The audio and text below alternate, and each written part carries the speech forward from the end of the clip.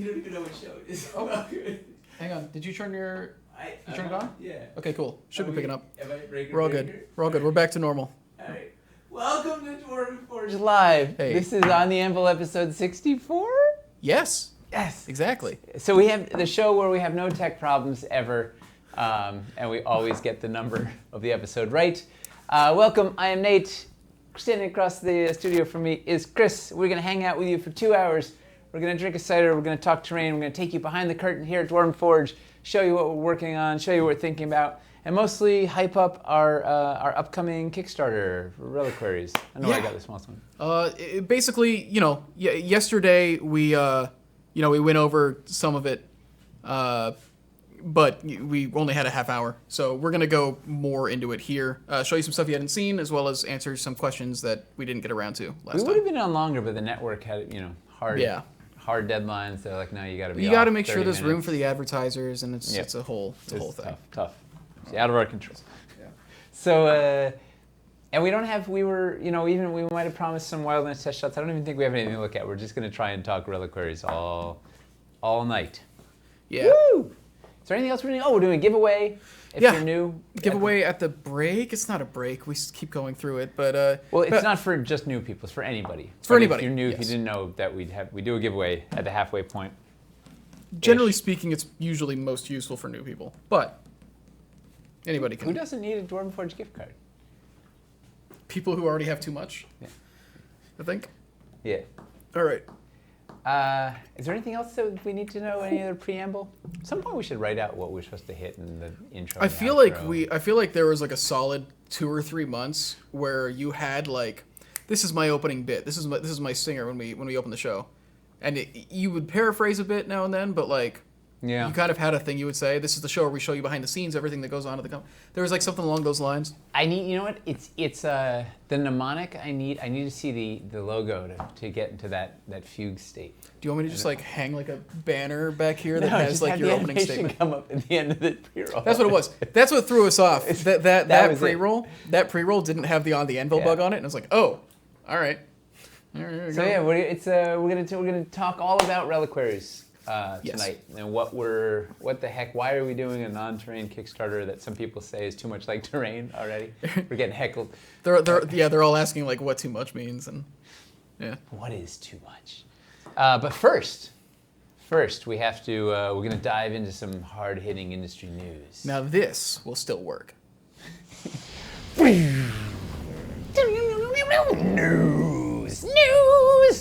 It's the news. We're in the news segment, Chris. Every time. It's like, at least our sound effects box still works. Yeah. We're never going to actually put sound effects on that because I think you would actually be less happy if you didn't get to do that. All right, cool. I get to be 12 for a moment. Actually, all day long I get to be 12, really. Until I have to go home and be a parent. Basically. Then I get to be like 14. When are you ever going to... Well, I guess actually not during the pandemic. I was going to say like when are you going to bring them into the office again? But explains it. You know what, actually? Friday.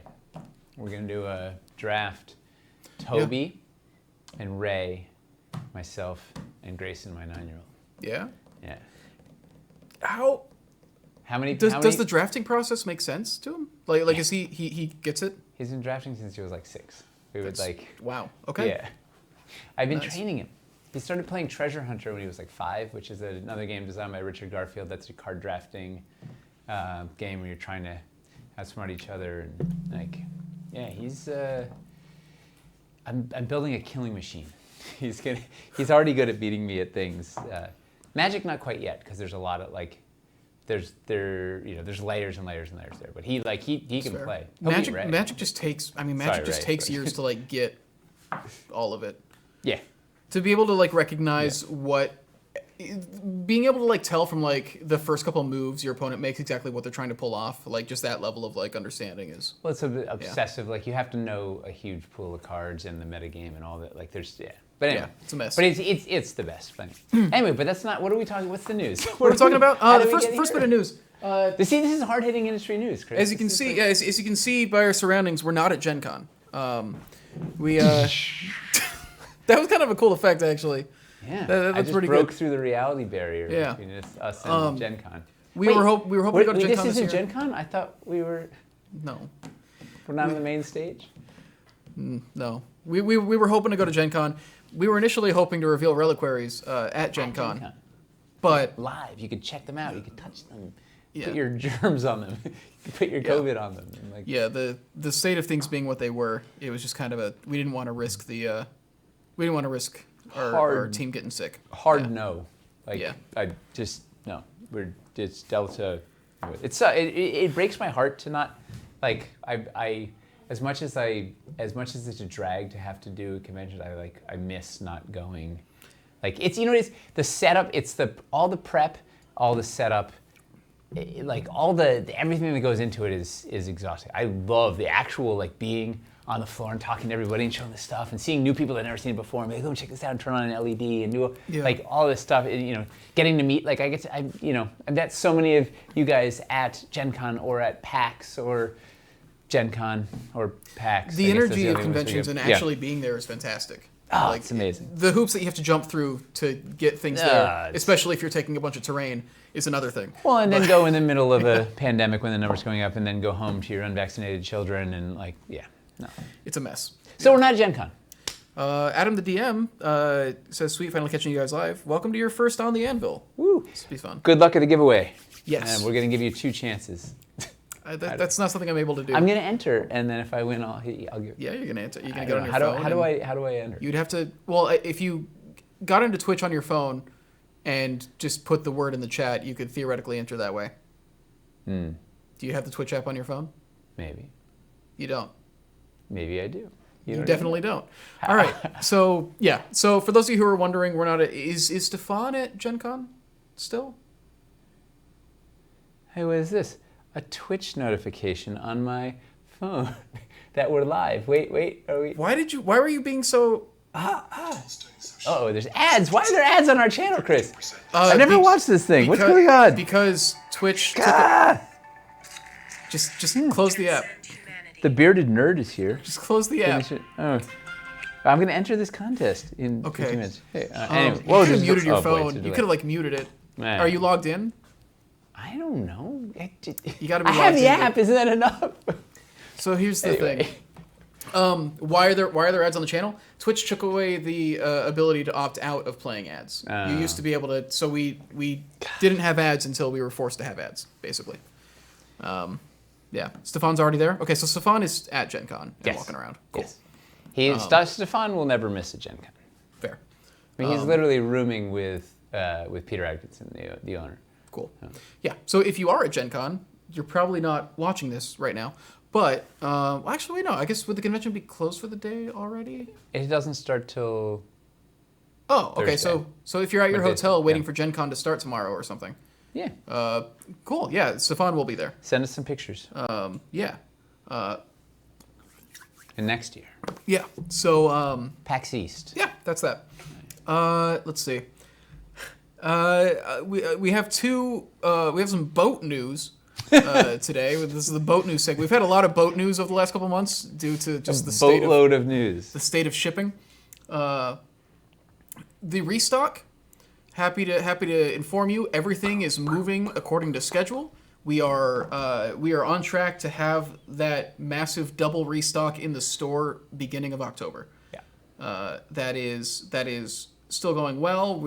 I think we are almost done getting all the stuff ready to put the listings up on the store. Yeah. We've got the new Underdoom course set, new Ice Advanced course set. We have all those the rabbit specials in there, the small tower, new ruins, just a bunch of great stuff. I believe we're trying to put the listings up before the stock is actually there, just so you can actually see them. Jay has created the collections already. Cool. And everything's there, so we have to get the rest of the photos in. So we'll have those up maybe next week or something. So you guys will be able to see all the new stuff, see the prices, see what's in all the sets, see all the photos. It's pretty. It's the most together we've been. I mean, having it be delayed by 3 months, helped us get ready. Yeah. Cool. And then for the other side, boats. Yeah. Then for the other side of the boat coin, the first container for Wildlands is not on a boat yet. Boo, boats. Boo. So down with boats. So did we officially not get on that boat or No, the the factory's not done packing the container. Okay. So yeah. But I also don't know what. I don't know. We'll see where we're there. But it was supposed to be on a boat this week. The week of the it was supposed to be on a boat this week. They were still finishing up the container this week, so they hope next week. But Okay. We'll see. So it's not a boat problem. Not yet. So it's a pre-boat problem. Okay, so hopefully it will be able to just get on one next week. Hopefully. No. Shipping is a mess currently. I don't know if anybody knows. No. Yeah. Yeah. Oh. You know what? A lot of Kickstarters are. A couple. The people are doing some wild things. One, they're deferring shipping charges in Pledge Manager. So like you'll fill out your Pledge Manager with just $1 for shipping, and then when they're done with production and they're ready to ship in like 6 months, then they'll bill the actual shipping because they're hoping prices are going to go down, which would be awesome. So they don't have to charge through the nose. Or they're doing things like selling an extra thing to raise more money for shipping. Or so like, opening up the Pledge Manager for an extra thing that you could buy that then they'll use to help defer the cost of shipping, or just not shipping is another option. Yeah, it's a tough time to be a small creator right now. Teos is here, says, "Hello friends, I'm here for the cool reliquaries and supply chain conversations." Woo! It's true fact. And hey, then, I need to. I was gonna tweet it to Teos. He did a really fun shout out like 8 weeks ago about us on this podcast. I missed some episodes, so I was listening to the back. So if you haven't listened to Mastering Dungeons with Teos, Alpha Stream, Abadia, and Sean Merwin, it's a really cool D&D podcast. What is it? He was. I don't know. They were talking about traps. That he was talking about a Dungeon of Doom trap thing, or whatever. And it was like a really fun little sort of. I meant to tweet it out because I got really excited, and then I was telling Chris I'm so backed up on Twitter. I can't keep up with it. Goes too fast. Like I owe people responses from like 6 weeks ago, and it's. You have no idea how healthy it is to be out of the loop on Twitter. As somebody who is on Twitter too much, like you're genuinely better off. And then Thad is also welcome. here. Well, good to see you, Dave. And Thad's also here. He's wondering if we know anything about the timing of the minis, like the Wyvern in particular. I'm assuming like we'll know what they finished and packed when the container is ready to go. We're supposed to be setting up a booth with Thad right now at Gen Con as we speak. Right. I'm really glad we're not setting up a booth, although it would be fun to be hanging out with Thad. Yeah. I have no idea the timing of anything, other than the first container still being packed. And I know what I did. I do know this. The light puck is going to be late. Dude, that chip shortage is hitting a lot of people really hard. We're getting hit with everything, but we'll get it. It's not just us. It's like it's a big thing in tech. Like the chip shortage is a big issue. How about the resin pieces in Wildlands? Do we know when they're planning to ship the resin? No. Okay. We'll tell you as soon as we know. But you know what we are going to have. The next Wildlands update will go out next week. Whatever the last week of the 2 weeks. But we'll have the packing list of what's in that first container. Oh, that's what it was. He was back to Mastering Dungeons. Teos was talking about the Wildlands, the bestiary. Yeah. In their news, their industry news, and also it was a twofer. Also mentioned the Dungeon of Doom trap all in the same. So whenever that was weeks ago. What do you say about the bestiary? He said it was out. It was awesome. It was a piece of industry news. Okay. They were like, hey, here's a cool thing you can check out. And he said, as long as it wasn't like real amateur hour stuff in this bestiary over here. No. He was saying when they were listing cool things that are happening. He was like, there's a cool free resource you can go get. And he said something, a wonderful quote, something like, the Dwarven Forge folks always kind of do things their way, or something. It wasn't. It was a nice. Or something like it's going to be a little wild because it's coming from Dwarven Forge, or something like it's. There's a lot. It's not your run of the mill cookie cutter thing. It's like There's a lot of. They get a little crazy. We make up like a lot of mechanics in that bestiary, like the bleeding mechanic for the wyvern and stuff like that. Like there's a lot of interesting things. We where like it's just to have fun and maybe don't worry about balance as much as we should. You can balance it for your own game, like whatever. It's about making fun stuff. That's what, Anyways, let's see. Also, Kodiak Bear's here. Kodiak! How are you, sir? Perfect. Adam the DM. Oh, better. apparently Adam the DM just bought his first stuff too, so he's excited Yes. to. You Awesome. have to let us know what you think when you Yeah. get it. How How will you let us know? let's Oh, see. you know what? You guys can always send, if you have some thoughts or you have some feedback or you just want to tell us that we're awesome, you can We'd email love that customer last one. support at dwarvenforge.com. And what happens is our customer support team will a lot of times put stuff up on Slack and be like, hey, here was a thoughtful message from customer, or here was a neat piece of insight, or here was a cool idea, or here was a very valid complaint, or I don't know, a variety of, we get a nice little slice of that stuff. They put some stuff out there. Stuff So like- the stuff there's a like very the good film. chance if you write us something thoughtful that it'll end up going out to the whole team. Yeah, we try to keep the when there's something nice somebody says about something somebody did, we try to like let the people on the team know. 'Cause, like, Or even cool ideas, or what people have. There's some neat. I don't know. There's a lot of sharp cookies out there that are watching, and we really appreciate hearing what you have to say.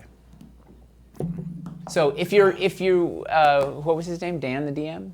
Adam the Adam, the DM.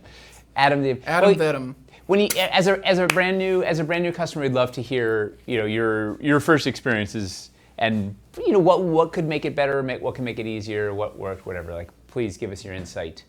Customer support at dwarvenforge.com. Holy Corkytron says they just got into Dwarven Forge. Is it too late to get in on Wildlands? First off, welcome. I've seen you on the Discord. Yes. It's too late to get on the Kickstarter. However, the Wildlands pieces will be hitting the store around the end of the year, beginning of next. Most likely beginning of next, depending on how shipping goes.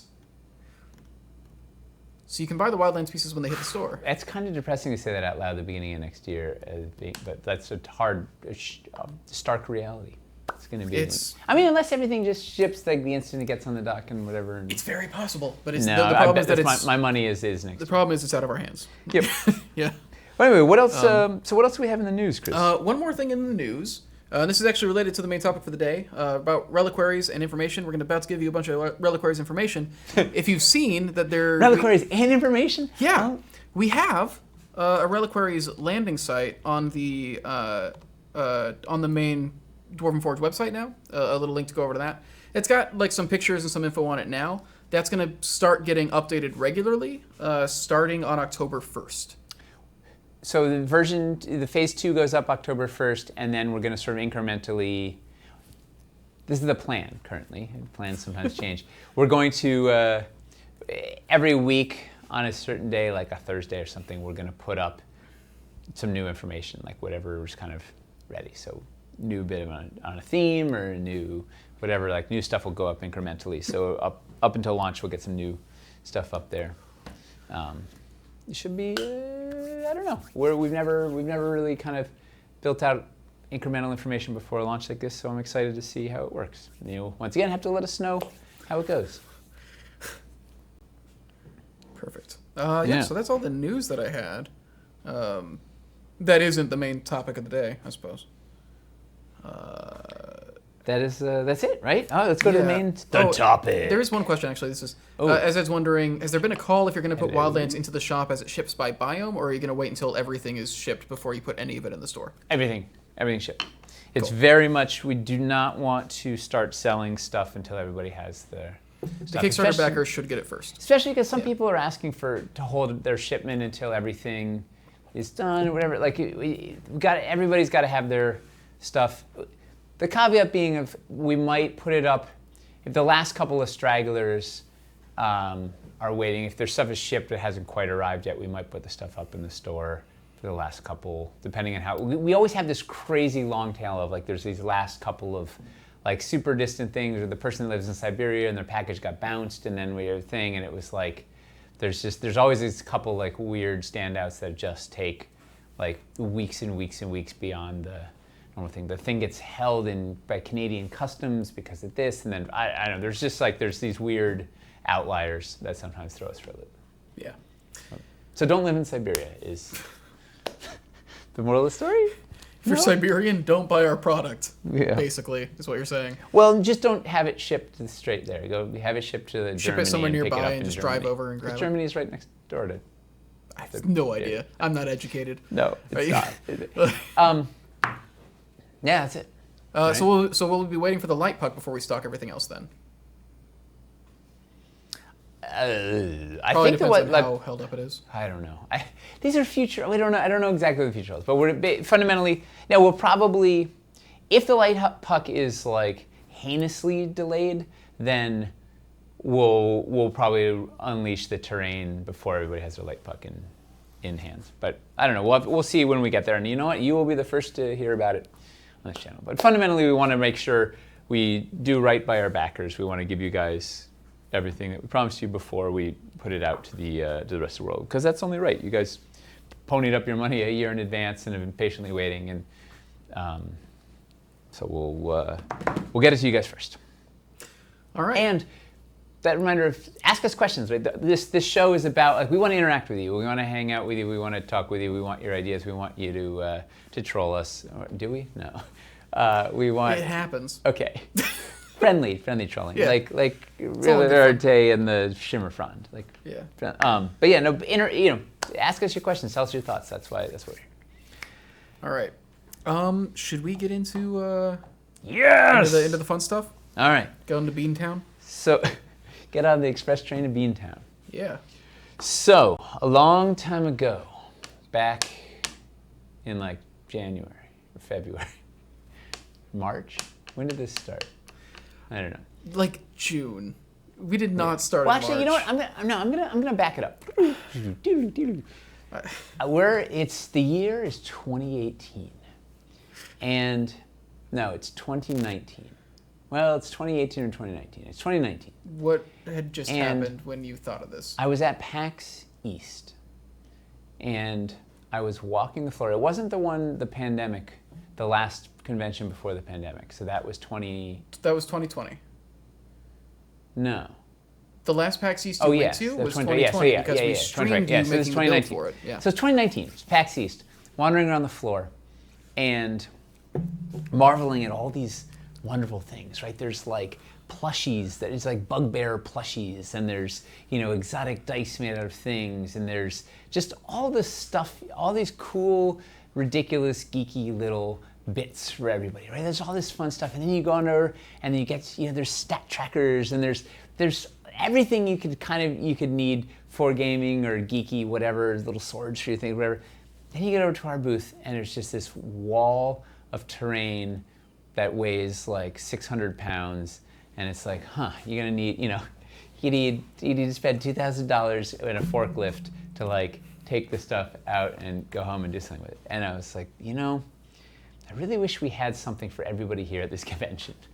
I wish it was like the vast majority of the people there could walk by, because maybe they'll buy a starter dungeon for $100 and like have a thing. But it was, people are buying a keychain and a thing, like they're like these bag with all this like light stuff, and they've got like for $100 you get one big thing you carry this where, but like it's just not like most people wouldn't even have anything to do with it, or whatever. So I was like, well, I wish.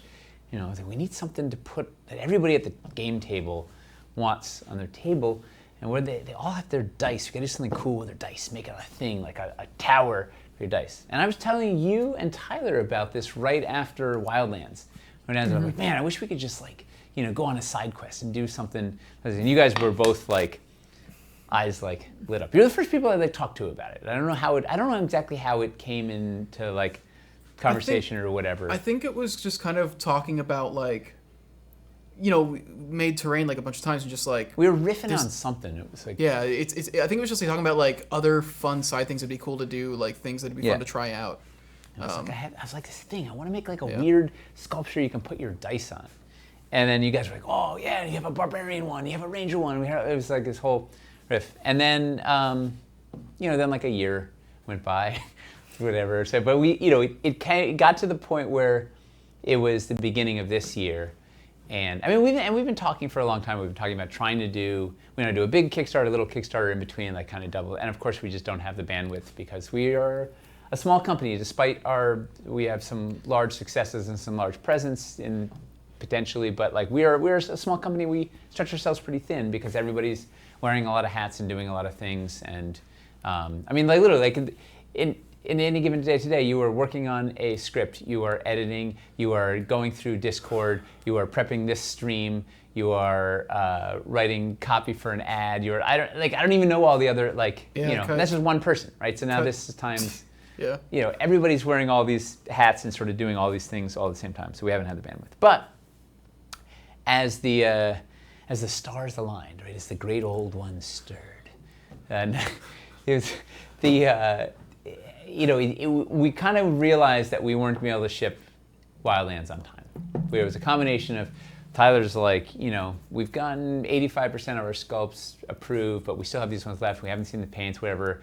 It's looking like Jay's like, man, shipping is kind of like a little backed up, I think. I don't know, give him a slight inkling that a little there might be the occasional shipping delay. Everything. Eric is like, he's like, we don't have any chips for these light pucks. We don't have there's just like, everything was like, just all signs were pointing to this thing isn't going to ship, and we're like, well, we're supposed to launch Cities in October, and it's looking like we're going to be shipping Wildlands in October, and that is just an absolute disaster, right? It was like trying to fulfill our biggest Kickstarter ever and run the next big Kickstarter all at the same time, no good, and not stretches everybody too thin, particularly like poor customer service. That's like when we start shipping stuff, it's like it's an onslaught. So it was like, well, what do we do? We need to do a Kickstarter before the year is out.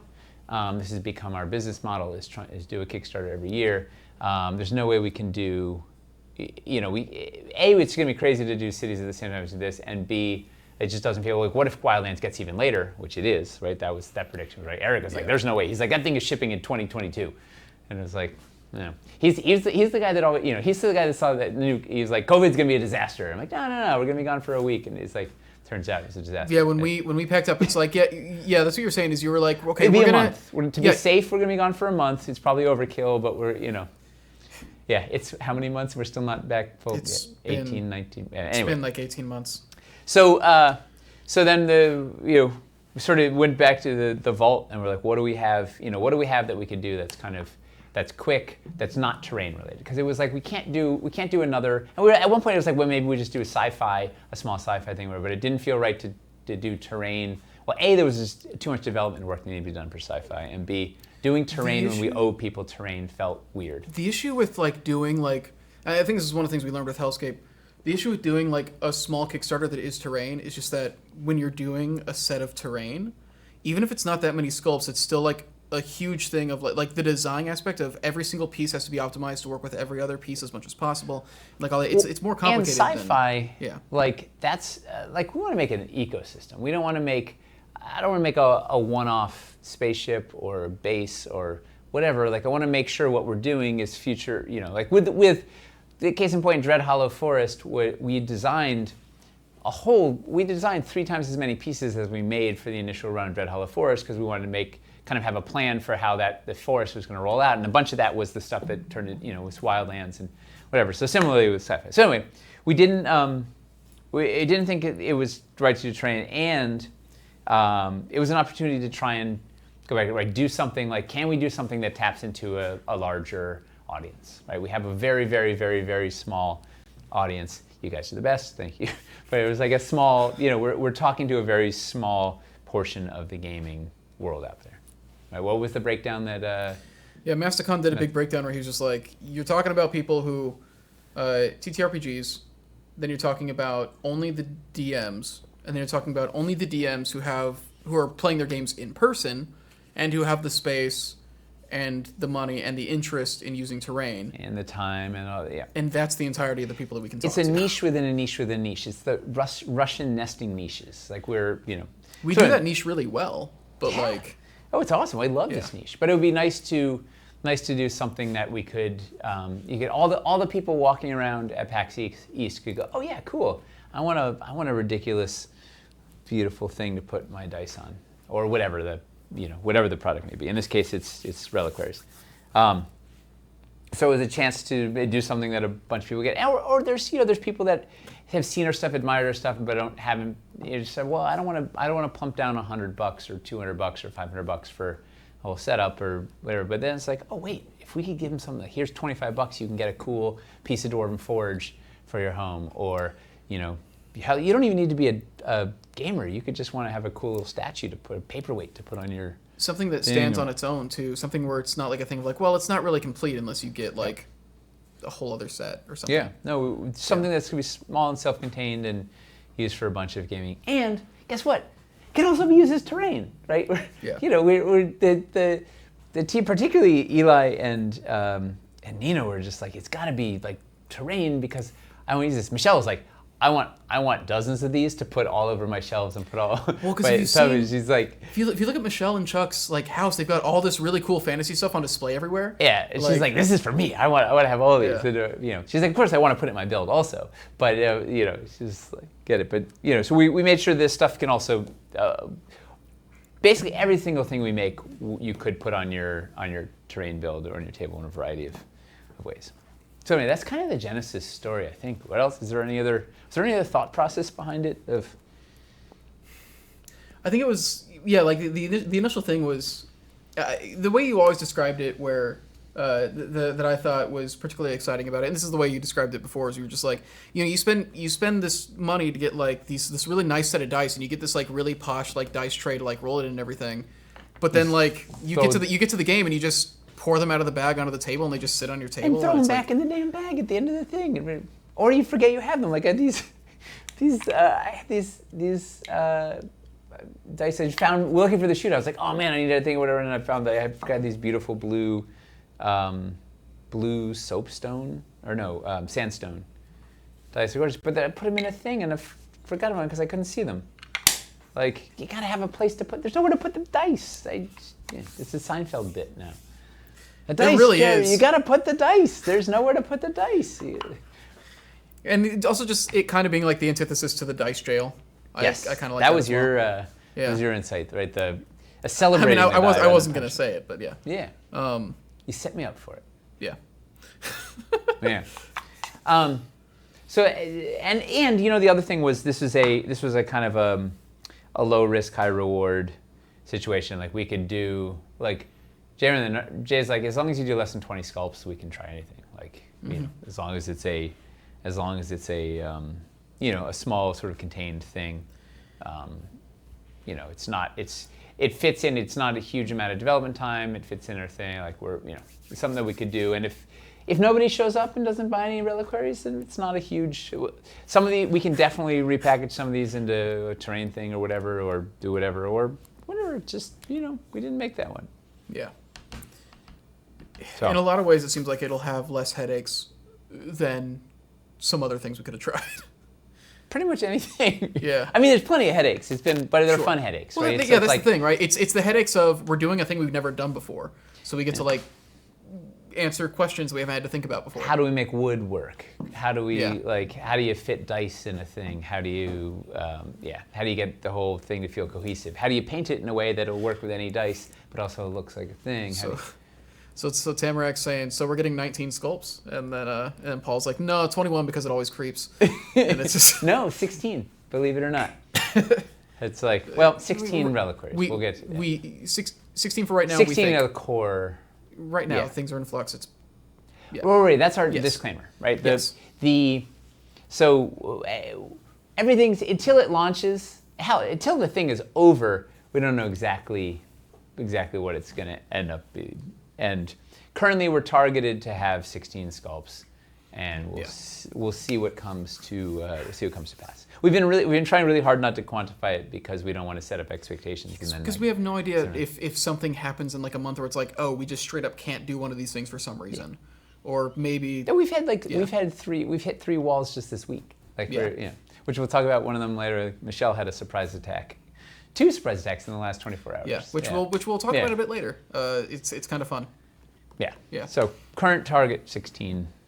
We'll see what happens. Yes. But yeah, they know us too well. There is always this scale creep. But no, this one has been like we've been unbelievably disciplined in this one about like keeping the scale. Although I think it did start at 12 and then I got to 16. I think Jay said 10. And I said, by 10 you mean 20? And then it was like you got a bargain to go for the middle. Yeah. I think the initial wall would have been 10, and we're at 16, but whatever. Or maybe I said I can do it with 12. That's all I did. 12 is 16. Tamarak actually brought up something. It's like, oh yeah, I forgot. Like this was also part of it too.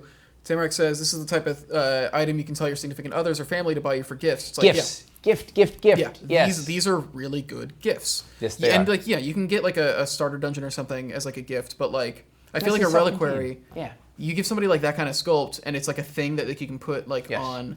on the mantle or something, or like on display, and like there's like sentimental value to that. It's like Absolutely. Yeah. Yeah. So an engagement gift. An engagement gift? Or what do you call anniversary? Yeah. we need a little ring holder insert for people to put like a Johanna's like, she's like, I want to put my jewelry on there, and somebody's show, gonna do it. You she's gotta like, realize these are gonna be jewelry holders too. somebody that backs this is going to use a reliquary to propose.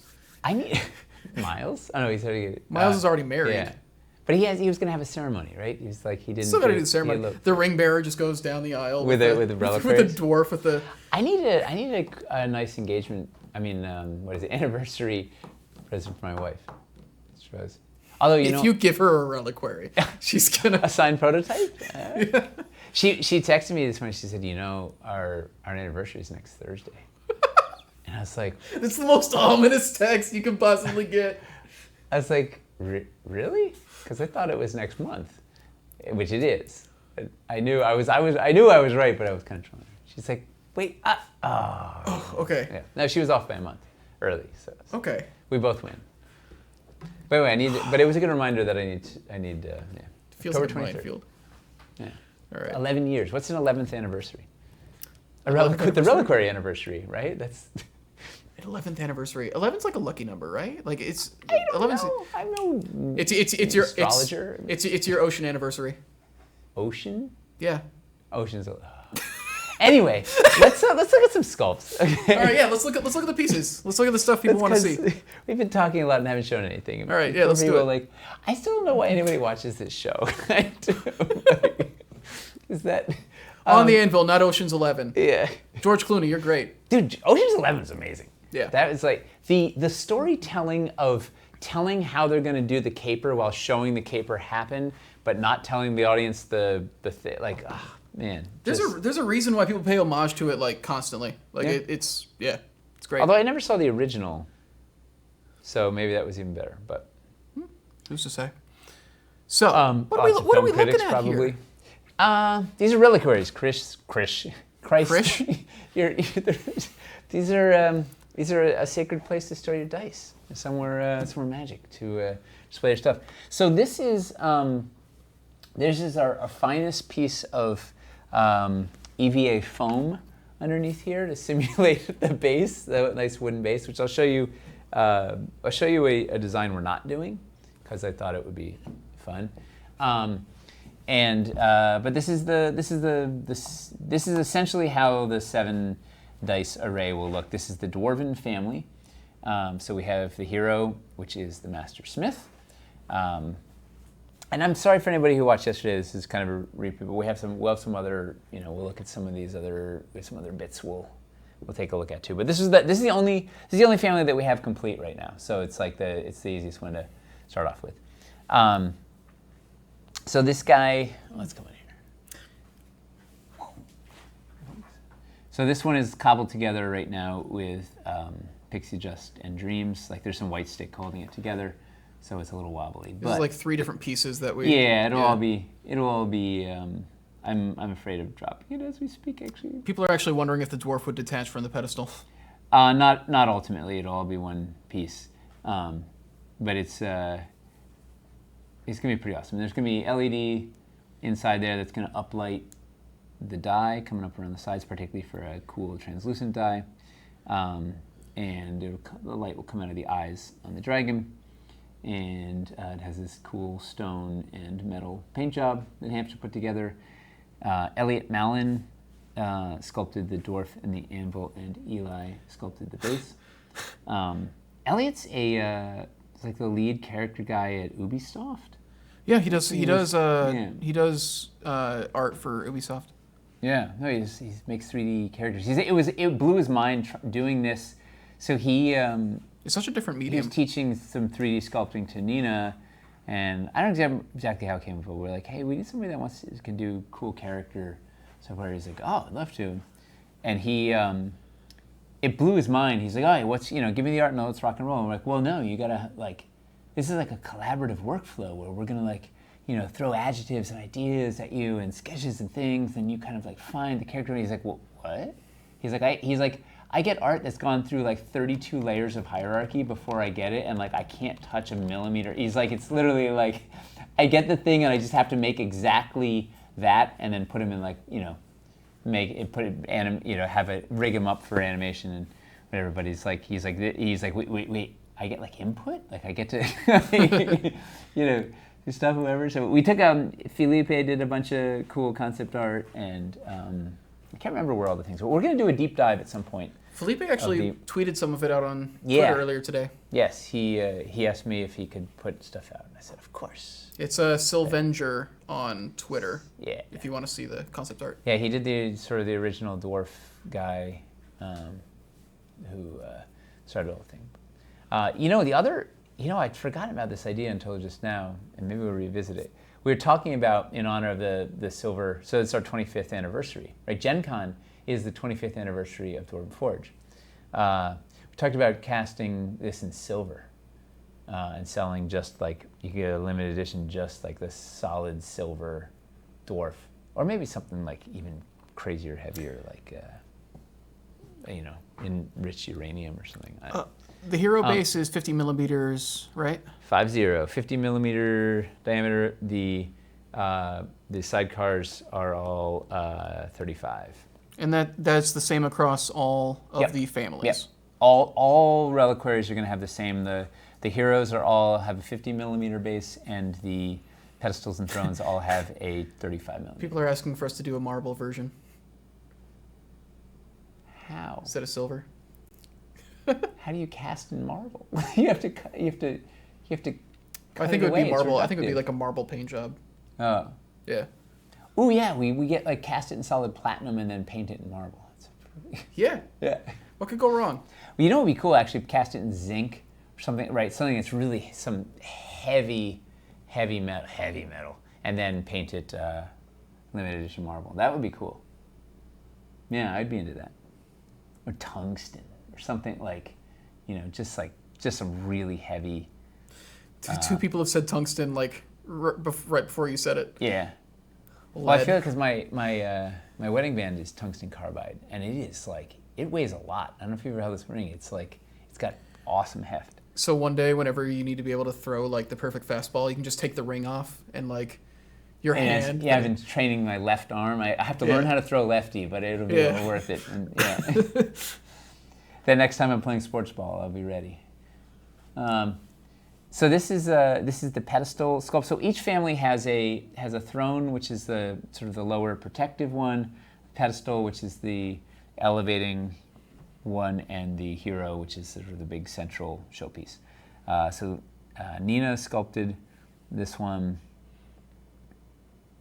and concept art on this one. Hamster painted this whole family. I'm so excited with this one. I really love the way, like I was talking about it before this, like it's wild how like it's pretty simple but like super effective. The paint scheme. Yeah. Yes. It's really just like two colors, but. And then the throne sculpt. Michelle did this griffin. I'm covering it. All those little. Also, the really fun thing about this is since these are all standalone pieces, the sculptors really got to just do whatever they wanted and go like all in on each piece. That was actually, I was literally talking to Michelle about that this morning. If like, she was really happy about. We'll talk about the thing she's just finished up today. She was really excited to do because it was a thing in there she wanted to do for a long time, and I was saying, yeah, I'm really glad it worked out because I really wanted these to be like a fun art project. Like it was a chance to take a break from sculpting the 37th stone wall for cities and do something that's like just some very kind of out there flashy art. So they're everybody's done some stuff to their strengths. Like there's some really cool sculpting in here. Very excited to show it all off. So anyway, this thing is going to So all these we'll have a pledge that's just a hero. We'll have a pledge. We'll have a pledge that's one of each in the family. Bum, bum, bum. We'll have a pledge that's this whole 7 dice array with a base. We'll sort of talk about the base in a sec. We'll have a pledge that's sort of one of each sculpt. I don't know what the rest are. We have pricing and we'll see whatever else. And then a la carte, you'll be able to buy stuff if you want to. If you just want to go buy add-ons, you can buy all of it a la carte. I think that's the main thing is like with Reliquaries, it's going to be very easy. If you don't like the composition of the pledges, it's going to be super easy to just get what you want a la carte. Yeah, if you want to buy a dozen ram pillars to do your dwarven throne room, like you'll be able to do that. Yeah, because someone's going to do that. Me. Can we get prices? So No. far we're kind of really. We're making semi-educated guesses at prices, but we don't have anything solid back from the factory yet, so we don't want to commit to a price at the moment. Yeah. We'll let you know once we do. But pricing is going to be kind of the last thing. The good news though is it's not going to affect the compositions. Like it's not like sets where like, oh, okay, we'll make the build a little smaller or whatever. It's just you need 7 dice for your 7 dice, 7 holders for your 7 dice. So that's like it's going to be what it is. So the base. So these things are going to come. Let's see if I don't even think I have the. There's a lot of questions coming in right now that I know we're going to answer in a few minutes. So I'm just kind of let us go through our thing, and then we'll take the questions after we've shown everything. Blowing out, isn't it? It's all solid white on the. There we go. Does that help? Yeah, actually having the black helps. A little bit, sort of thing. Yeah, so we're going to have basically Talon and Claw. Anthony he was supposed to ship it out yesterday. It just went out today. Next round of prototypes. So we're going to have a wood base that's going to be roughly like this. These are holes. There's going to be metal in the bottom of the holes covered with felt. So there will be an anchor magnet on the bottom of the pieces. So grunk, they'll sit into the things. These will be an 1/8 inch deep. So they'll sit in and have like a nice, like firm, cool base. And there's going to be some sort of engraving. I'm going to show you an iteration that doesn't quite work, but to give you an idea of sort of what we're doing. So this was this sort of summoning circle base that we were working on, and the holes are too deep. There isn't felt in here yet, and the bigger problem. Well, there were a couple of problems. One, on the laser line, the pattern didn't quite read right. But the biggest problem was the holes are too close together. The sculpts are too clumped together. So we had to make it. I don't know if you can see, like the next version is larger, and there's a little more room for a cool central design. But the idea is there's some sort of cool pattern that's kind of link the sculpts together and make like a neat base for them, because they look like, and this doesn't, the holes aren't quite the right size. It's all part of the fun process. Right, so they look nice when they're on wood, like it's classy. Yeah. Ogre says in the front, a place for a nameplate would be cool. Do some kind of engraving on the front. That would be awesome. We could even potentially do custom. I'm gonna put them in as they were. Like, I wonder how much that complicates things to have. Probably a lot. I don't know. I'm not gonna make any wood promises. We've never done it before, so it's hard to. Yeah. Yeah, that's how they were too close. Like they're a little too cluttered. They need some breathing room. But that was this is sort of, that's the idea. Like a nice little wood thing that pulls them all together and makes it, it should feel cool. And then you can kind of carry the whole thing down, boom, put it down at the game table, or put it on your shelf. We put another Michelle, the back is going to be flat, so you can mount it, throw it, put it up against the wall, or maybe even put some hooks or something and like use it as an actual floating shelf or something. I don't know. Something like that. So we'll have a nice wood thing that these sit into, sit in there with magnets. And it's in the works. We will. So they will have magnets in them. Yes, they will pieces. Anchor magnets. Awesome. So if you're using them as, say, terrain, it'll work really nicely.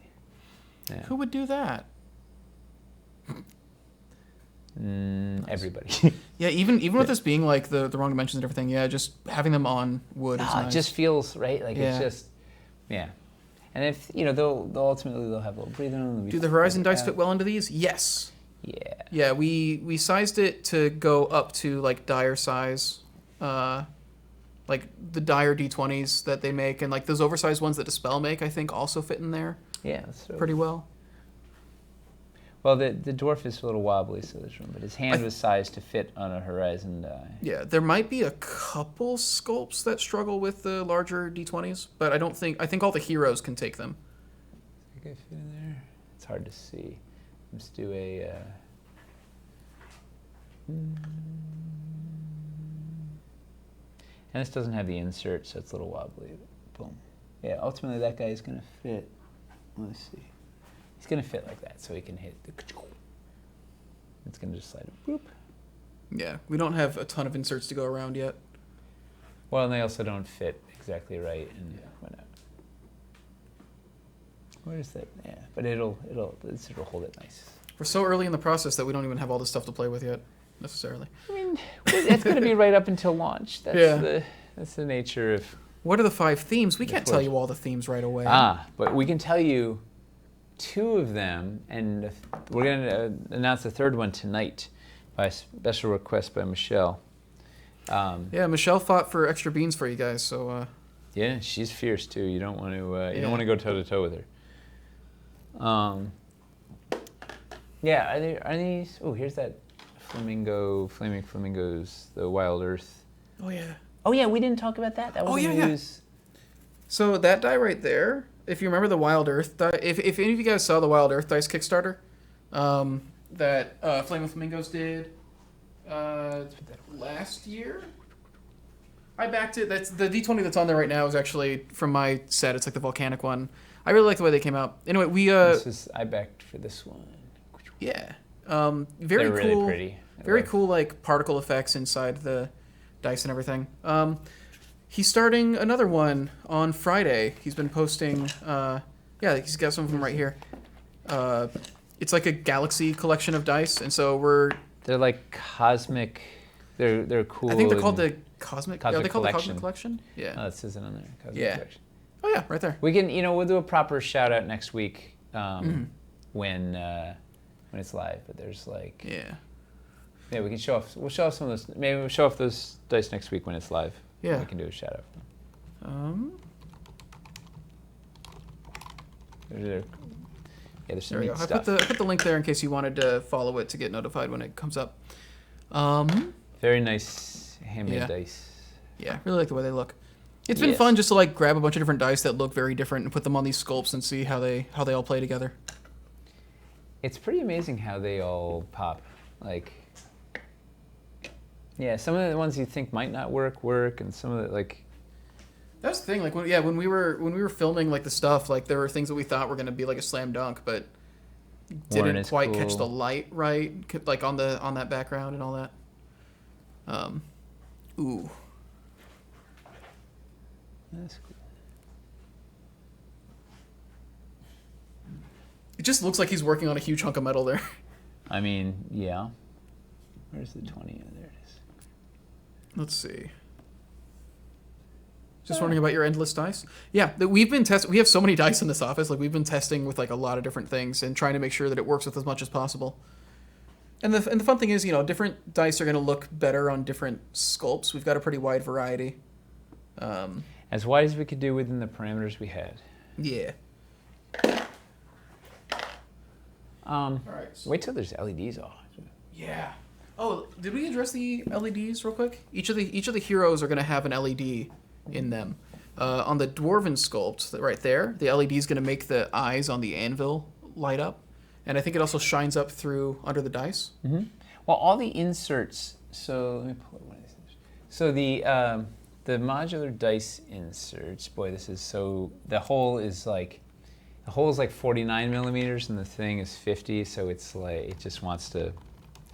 It wants to fall at all times.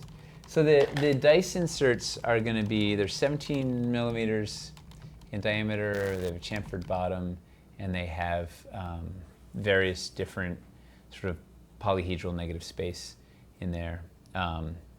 And they're clear so that the light can come up and illuminate the die. So if particularly, we don't have a good working one inside yet, but like the idea is it'll pop if you've got like a cool, if you have a die that is translucent, you can get some extra sparkle. I can't wait to get video of that, honestly. Yeah, it's gonna be awesome. Yeah. Right, so the thing holds. And then so light will come up through the thing and should be neat. So that'll have some nice underlight effect. Awesome. Let's see. I think an LED slot in the doorway of the eagles would make them super useful on the table. Ooh. Putting an LED in the Griffin Guardian. Yes, it would be. It would also raise their price, like I think especially in is, high multiples. I think the thing is we're trying to like keep it consistent. We're only doing LEDs in the heroes, because we had some, particularly with trying to keep the footprint smaller on these guys, and we had surprisingly a lot of design constraints, as it was. So we were just trying to do LEDs. Initially, I was like, oh, we're gonna put LEDs everywhere, and then.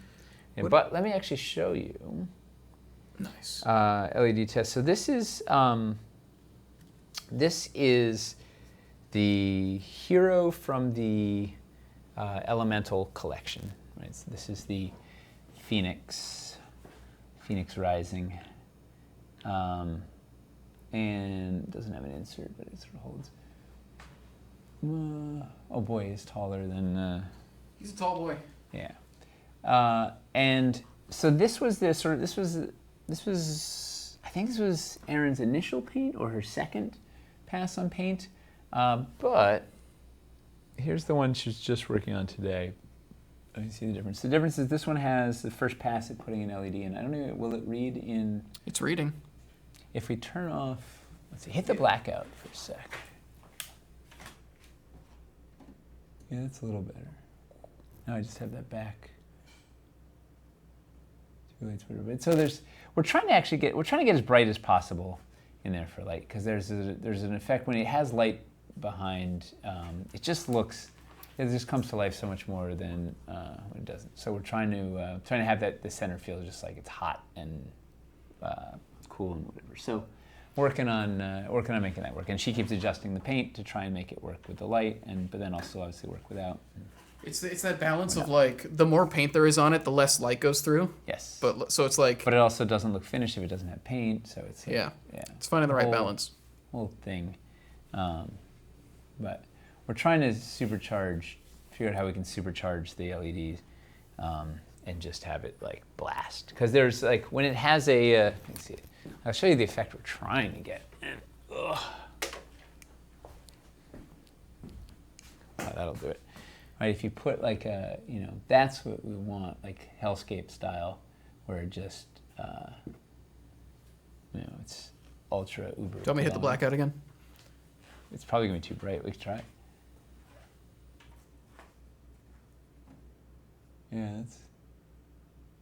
Yeah, it doesn't look as good in camera as it looks in real life.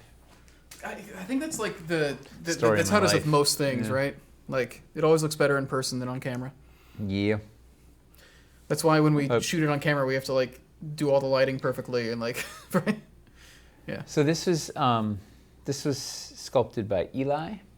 I think this was the first hero sculpt we did, and originally, so here's a funny way. So our original kind of mock proof of concept was a familiar face here. This is Sasul, and so this was our kind of like, hey, it'll be, we're going to use this kind of as this roughly the size, this is how it feel, whatever. We kind of mocked it. We roughed out our idea of pricing and sizing, whatever, and this was like the thing, and it felt like the right kind of bit. She needed a little bit of a bigger base for the LED and whatnot. So I glued a piece of foam to her and ripped the flame out of her bowl. But then Eli started sculpting this phoenix, and it just needed to be tall. And next thing you know, we've blown. You know that whole creep thing? Well, scale creep early on, and then meanwhile, Michelle is partway through this hero she's working on. Suddenly everything we're like, oh no, this is like our new scale is it's an extra 2 inches and price and whatever. But I'm glad we went there because everything, like the dwarf was originally basically just going to be on the floor, and then he got elevated up. He got a pedestal. Having a pedestal is so cool, though. Well, it's supposed to feel like in the Temple of Moradin. You go in there. There's the All Father doing thing. It's just sort of like it should feel like this big, massive statue, right? So the base really helped kind of sell the fact that it's like this is this is the great mastersmith, the first forger. Yeah. So it's worked, but we had to take some evasive maneuvers to try and get some of the other things to match. The Phoenix was kind of a bully. He's like, we all must be big, and so then we had to figure out how to get everything big. Sculpt says, so far the Dwarven set is my favorite. That's been the fascinating thing, is it feels like every sculpt has been somebody's favorite so far, and I love that. So somebody said the water geyser was like their favorite so far. Well, the Dwarf family is my favorite so far because it's the only one that's done. So I really like we're so close to having Elemental done though, and I really like the way that last sculpt is going. It's just we're down to paint on this one. Yeah. So very exciting. So here's the other one in this is the throne, right? This is the sort of the corresponding. This is the Griffin was the Dwarven throne style. So we have the three styles, right? There's the hero style, which is the big one with the LED. There's the pedestal style, which is the sort of the uplifting tall one, and then there's the throne style, which is the one that kind of wraps around and protects is around the thing. So this is the, I can't remember what we called it, the geyser blast or something, the geyser current. Vertex is calling it the sploosh. I think that's a good. No. It's a name. It's a name that commands a lot of respect and reverence. Yes. Like you'd expect from a reliquary. So it's this is Nina. The geyser. Nina sculpted this, and we have the sort of one of the themes going through these elemental family is spirals, right? So the Phoenix is spiraling up out of this base. Spiral. The sploosh here is spiraling up into the frozen moment. What she was going for was she was trying to do that thing, you see in that so high-speed photography when you drop the watermelon into the water and all the thing goes up, and I guess you drop something like elegant like a marble or whatever, but you catch that moment where the drop is that frozen moment. I am curious what people think the third sculpt for this set's going to be. I was like, it's like a liquid moment. And they're like, you can't call it a liquid moment. That sounds like when you pee your pants. Having a liquid moment. Yeah. I got on the bus and had a liquid moment. And it was like, it's that liquid moment where it's just, it's splooshed up and it's just frozen in time. So the insert doesn't quite fit in this one either yet. Finley thinks the third sculpt's going to be a tornado pillar. He's close. Yeah. Finley, man, when we open our UK office, you're going to be our first employee, okay? Thank you. You can run it or whatever. You can so let's see if we can something more contrast. This is one of the Wild Earth things. So this was a dispel dye. This one also we need something contrasting. Let's get grab the red, the volcanic. Yeah, I don't have it here. It was just on the dwarf, wasn't it? I have the D20. I wanted to do a D10. Oh, okay. Because it's like, let's try the blue sandstone. Everything's blue, but Daba D. Yeah, it's kind of nice. Well, it's something sharper though. Your red one would be the. We could try this. Yeah, I think the volcanic dye would work really well. I have the rest of them. They're in there. At my desk, I think. No, they're on the tray by Tyler's desk. Do you want me to just grab it? No. It's right over there. Oh, Tyler's desk. Yeah, it's. Oh, it's fine. Okay. Yeah. It's kind of neat. The pointy. Well, that's the thing. Like, so sometimes the thing that you think might look like I thought blue on blue, but you want like. Elementals seem like good mini/spell effects. Yes. Yeah. There will be. So you go. Storm cloud pillar with lightning. Earth is too close to dwarfs, so money's definitely on a tornado of air. It's a fun one. Okay, very cool. So Give away a new peacetime. Aaron's doing neat. These are all translucent, so there's some fun. I really want to try underlighting it, putting it on the playing light puck with and some stuff. fun, some fun effects with the paint. Like look at that. All these subtle gradients and whatnot. Oh, you could put this one. Wait. This die. This is the.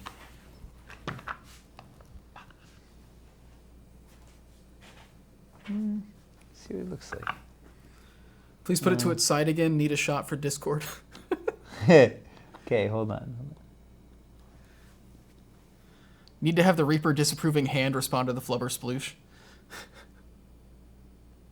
You've seen the disapproving hand, right? Is that the one with the finger? Yeah. Yeah. Hit it with a laser. Ooh. Do we have a laser? Surprisingly, no. What's wrong with us? We need like multiple lasers. I used to have a laser array in my apartment rigged up into my ceiling with multiple like remote. I could laser fog like a whole. That was your lifestyle. I believe it. Yeah, I lived the laser lifestyle, Chris. I had a disco switch. I had a.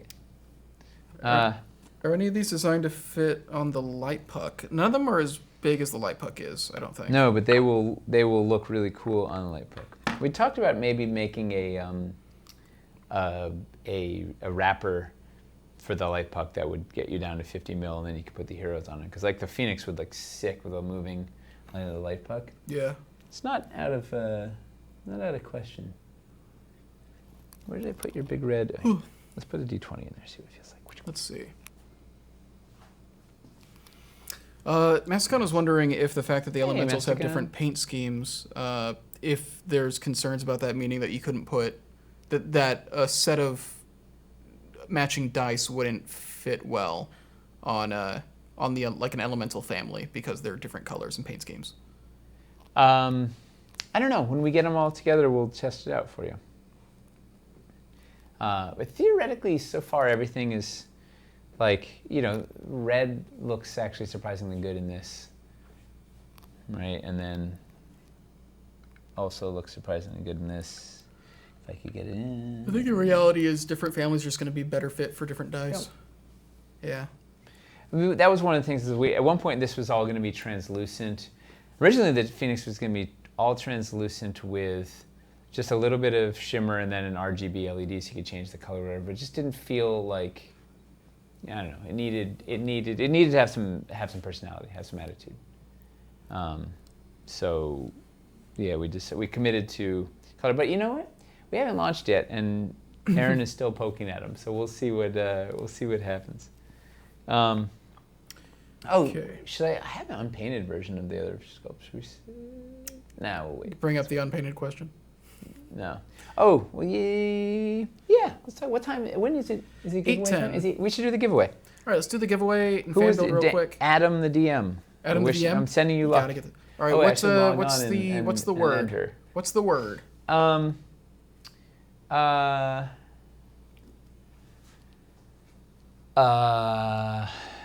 The word. What's the word, Chris? Bird. You can't even. Hey, TW Chancellor also said it. Bird, Thunderbird, Reliquary, Sploosh. Oh yeah, it gotta be Sploosh. Right? We're going to Sploosh. We're going to Sploosh. Yeah. All right, if you want to enter this giveaway, this is an international giveaway. Anybody can win it, no matter where they live. If you're in America, you can. If you win and you're in the U.S., you can choose between either a $50 gift card or Basic Caverns core set. If you are international, we can just do the $50 gift card. Yeah, anybody, anywhere can win. Are we still doing phrasing? I'm choosing not to bring it up. How many O's in Sploosh? Like 3? If you're playing Wind Waker, there's like 13. Maybe for the people in chat. Oh, there's 2 for the actual giveaway. Yeah, just S-P-L-O-O-S-H. regular Sploosh. Yeah, regular Sploosh. I don't know if anyone's gonna get that Wind Waker reference. That's fine. Yeah, is that a Zelda game? It's a Zelda game, yeah. All right. And there's a mini game in it where you can play Battleship, basically. Cool. And anytime you miss, the guy makes fun of you by it's just like this super like deadpan like angry looking guy, but he like has to act out everything. Like Well, you're supposed to say sploosh in Battleship when you miss. That goes. yes, but it's very funny the way that he delivers it. It's like a very good. It's just like a sploosh. Just like a very. It's a very good delivery. It's a good game. Just a good game in general. It's one of the best Zelda games, honestly. Well, I look forward to playing it with my grandchildren someday. That's Man, when I think I'll play video games again. If your grandkids, man, so that's gonna be like. I don't know. That'd be like 15 years, maybe tops. No, 15 they wouldn't be. years They wouldn't from be now, able to you- play that yet. what? 20 years. I'm trying to. Okay, so At least 30. your kid would have to. Well, so, I mean, Anyway, let's go. yeah, All right. What? So enter Sploosh. You can win a gift card $50 anywhere. gift card if you're in the US. You can also choose a basic Caverns Core set. Yeah, let's look at the fan build. Ooh, I'm excited. Yeah, this one Sploosh. comes from the Gentleman Wake. Yeah. Boom. We're looking at a big old Underdoom cavern build today. Looks like he's splashing blacklight on there. He might be. Yeah, it's. Oh yeah, because you can see some faint purple on the walls. I think he's blacklighting and you this to can make see the green light up. Yeah, you can see the green popping. Oh, that's awesome. Yeah. And it looks like his paint. He's got the paint spinner in the back there. Pretty sure he got all these painted. It looks like factory paint. That's awesome. I love it on the green acid. The acid's like a perfect fit, right? Like it's the perfect complementary color. Okay. It's He's a classy dude. Underdoom it's the Barney of our sets, you know. No. Just all, no. just all green and purple. It's the grimace of our. It's even better. Apparently, Grimace was supposed to be a taste bud. What? Yeah, I always thought. I thought he was just like a purple monster. So they're all supposed to be like a thing, right? So the Hamburglar is a dude who steals hamburgers? Well, yeah, he's a dude who steals hamburgers. Yes, like that was his thing. Ronald McDonald's just a clown. The Fry Guys, what are they? They're fries. But why are they shaped like pom-poms? Those are supposed to be fries. Well, this was made in the 60s, wasn't it? Yes. Okay. That's just, Yeah, they're anyway. supposed to be fries. Yeah. And then they've got the chicken nuggets that he runs around with. There's nuggets here? So what I was always told was that Grimace was supposed to be like a milkshake, but I think Grimace existed before they had milkshakes. Which are just edible plastic, by the way, Milkshakes? at McDonald's. Well, yes, yeah. I But- can't do those kinds of milkshakes anymore because you get like No, because it's edible plastic. It's not milk. Anyway, let's do this giveaway. Yeah, let's do the giveaway. Wait. Was this this is a fan build? Okay, I'm standing. this is the fan build. Yeah, Gentleman Wake. Just this is really big. awesome. I like the way he's doing Good the work, portal at Omar. the end there. This is awesome. Yeah, looks very good.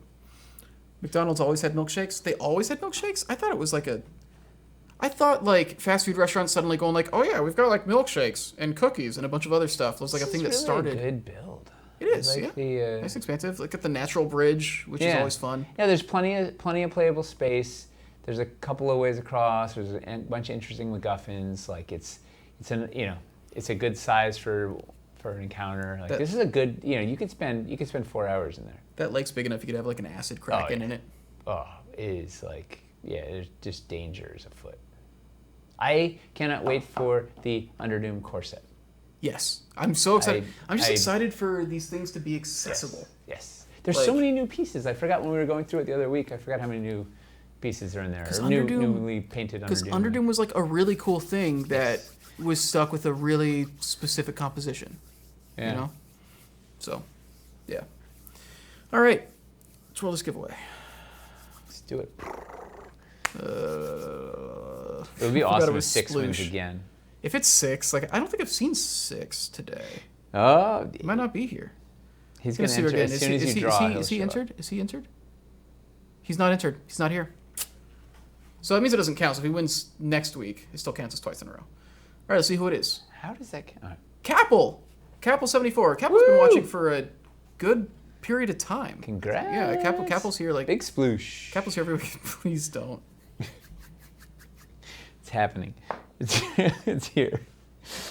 All right, so. All right. What do you want to tackle first? Because there's a couple ways we can go with this. You know what I want to tackle first? So, Let's, Michelle. We're gonna show a work in progress for one of the third theme, and we're gonna have a guessing game. we're gonna have a guessing game. Yeah, we're gonna do a guessing game. We can start with like the small. There's you one wanna that's do like any- super close. Let's do no hints and see like what people's like off the top of their heads. Do we want them to guess like what she made or like what the theme is? Yeah, what the theme is. What the theme is. They'll never guess what the thing is. 'cause it's Theme like- theme number 3. That's fair. the theme, and the first person to guess it gets like a Wildlands Untamed. No. A whole Wildlands unpainted. Which will ship in 2027. All right. So let's show like there's a cool little close up. She did those couple little close up bits. Do those first. We'll see. Show a close up picture. Those pictures from that she posted. She posted those. There was Okay. like three little ones in a row. All right, let me set that specific thing up first. Then let's grab the right picture. So Michelle, I'll show you. There's she was like this one. She's really excited to. Yeah, that's a great one. All right. She's really excited to show this because this is like she's been cooking on these for a long time. She lost power last night from the storm, the night before. Like she's been desperately trying to get this thing done and out. And it was like, she's like, you just got to show it. I was like, can't we wait till it's the final? She's like, no, I just got to show people. So we're going to show. 6 just got here. He did? Yeah. 6, you were going to win. If you'd been here, you would have won 2 in a row. All right. Yeah. Okay. So, what do people think looking at this? How does it make you feel? So here's the thing. It's been guessed. Well, then just keep showing more things. Okay. I'm curious. So that's for scale. Look at the D20 next to it there. So Yeah. It's like, and then show the so there's the one of the basket. One of the basket. It's like a close. It was with a die in it, Doug. It's like the 5th one down there. Oh, with just the die in it? Got it. Oh, these pictures are very differently sized. All right. Look at that. Oh, You have to go up. little, yeah. Look at that. What the heck could that be? And then I think there's we can show the picture with the crescent on it. Did not realize we were going to be showing this way. Picture with the crescent. I didn't either. It's from the. Okay, those bottom 2 are. So that's the one from behind? Yeah, Or? yeah. No, that's the front. Oh, Did that just go live? yeah. Okay. I took it down after a second. Which, all right. I don't know. I can't see the. Yeah, there you There we go. Hey. First try. Oh, this is a. That's a these good one pictures. to These pictures spoil. are all massively differently sized. Oh my god. Oh. All right. What do you guys think this is? It's her hand. Yeah. Okay. Oh my god. All right. Let's Da, da, da, da, da. There we go. Look at that one. Look at that.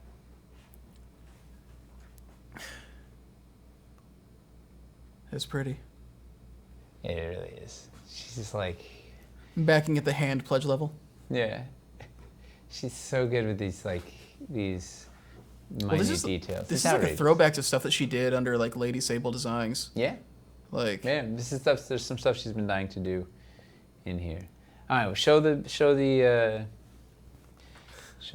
nice. the nice finished one. Yeah, as you can see. Ba-bum, ba-bum. So this is, as someone guessed, right? It's our elven. Yeah, I need to ask you what you consider to be close enough because there were several guesses that were like hovering around it like right away. Well, it's specifically Kalantiri architecture from Wildlands, so it's more in the family, the Ruins family. So we've got Dark Elf as a Mystic guess. Crescent. Not No, quite. these are Elijah. Not quite These are Dark surface elves. Yeah. Yeah. Celtic Runes. No. Rabbit Burner guessed Ancient Runes. Technically, it. but it's not specific enough. Okay. Druid theme. Not quite. No. That's kind of hovering around it. Fae family. Yeah, close there. And then Fae. right after that, Vertex said Elven Ruins. There you go. Nailed Which it. is kind of 100%, exactly it. 100%. That was it. Yeah, 'cause I was gonna say it was definitely guessed, but like in a bunch of different increments of. So this is going to have an RGB LED in it, so you can change the color on this one. It's going to spray light up onto the die and be pretty cool. I'm excited. This thing is wild. The Mystic Crescent. So it's the light's going to fit right on top of your dais if you have it from Wildlands. And it's going to fit right in with all your Wildlands ruins. Yeah, Vertex wants to know if we need his address for the Wildlands Untamed or not. I think we already have it on file, right? We've. So the light's gonna shine through this ball, right? Yes. Yeah. Like through this ball up into the basket. Yeah. It's gonna be rad. I can't wait for this. It's bonkers. So yeah, so it's gonna have a so the paint scheme is gonna be to match the ruins. blue and white, the ruins, some weathering on the bottom, and whatever. It's gonna be gorgeous. But guess what? So this is the master. These photos are from this morning. You want to see the photos from this afternoon? Yeah. So very exciting update regarding the master of the sculpt. You see that? Yeah. This is what happens sometimes when we're having to make everything.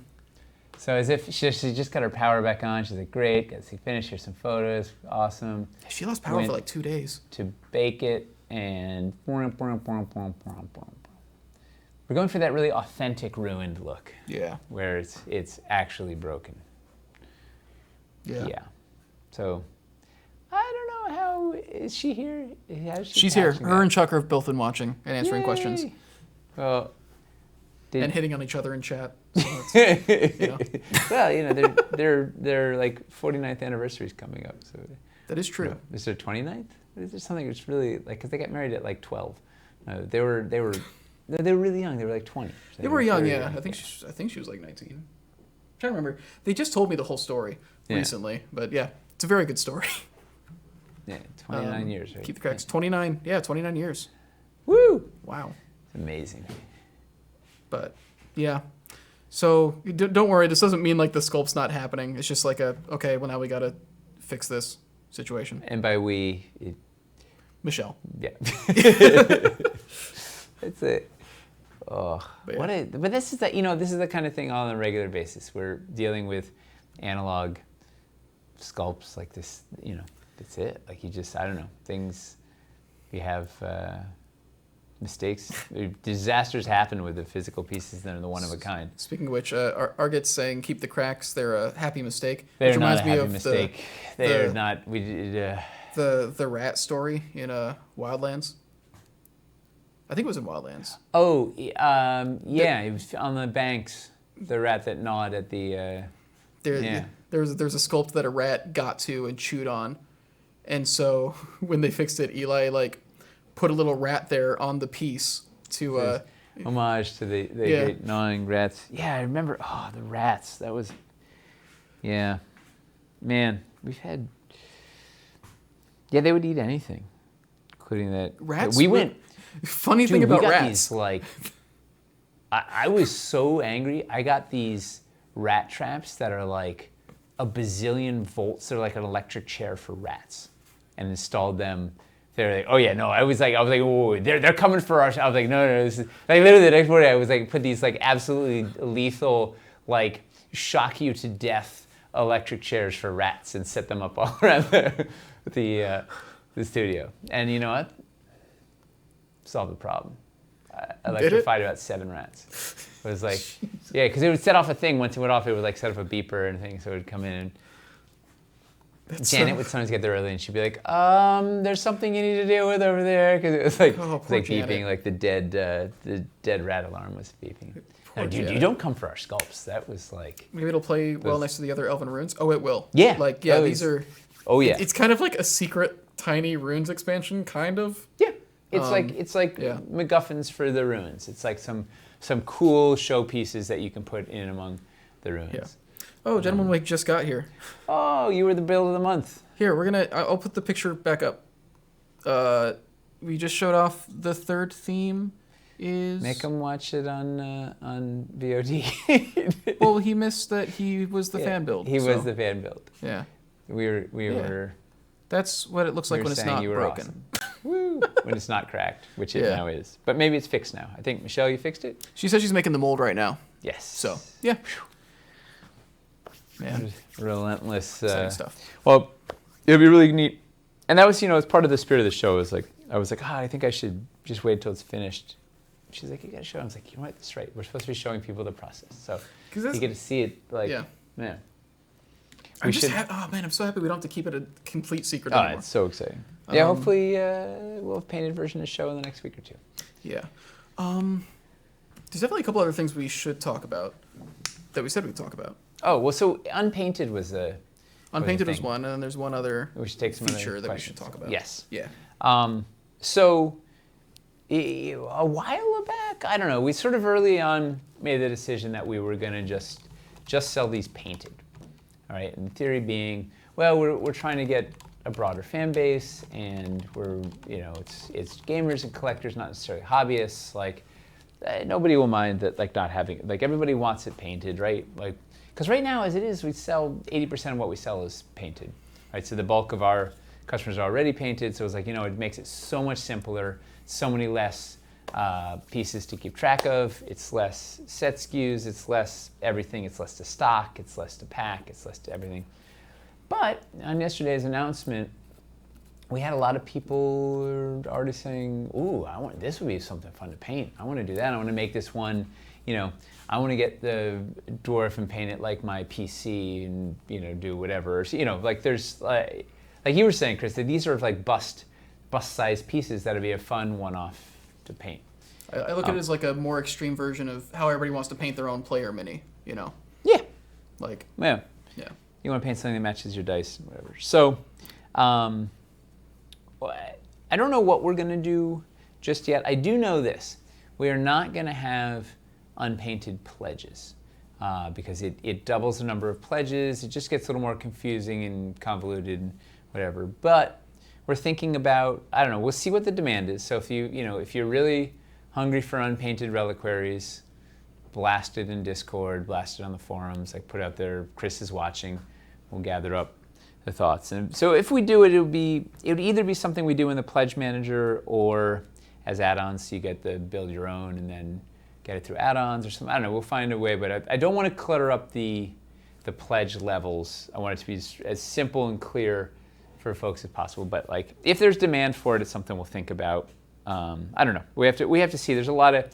It's more set graphics we have to make. It's just like it is a lot of work. Even though there's not a ton of pieces, it's still a bunch of work, and it's stuff to stock, and it's stuff to it's something up. But we'll see how it goes. We're hearing your voice, and please keep letting us know if that's something a bunch of folks are interested in. And we'll see what we can do.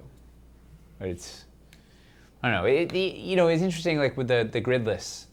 Right, there was some clamor for grid lists, so we made in Wildlands. So we were going to just have everything, all our terrain trays and battle boards. We're just going to have the grids on them. We made some gridless ones, and they sold. It was like they were like 10 to 20% of the numbers of the rest of the gridded ones. So it was like kind of break even worth it, maybe, but like on the edge. Some of them really sold under.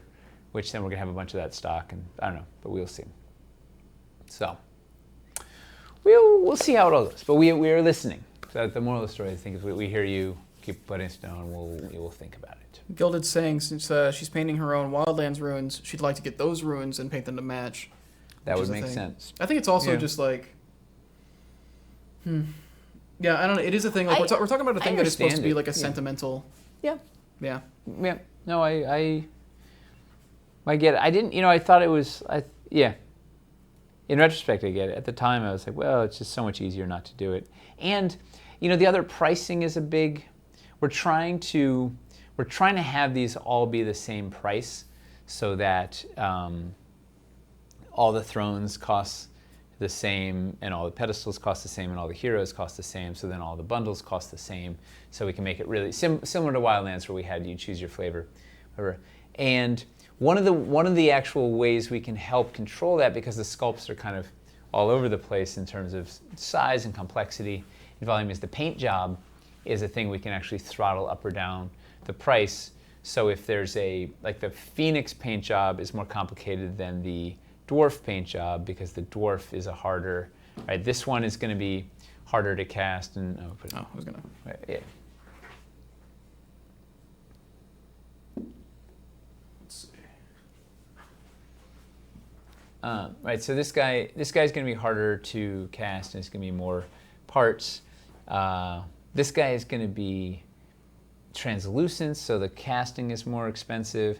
But so then the paint job on this guy is going to be easier, but the paint job on this one is going to be harder. So then, theoretically, we can use them to sort of balance out. Once you take the paint out of the equation, then it's harder to get them to be the same price when they're not, if that makes sense.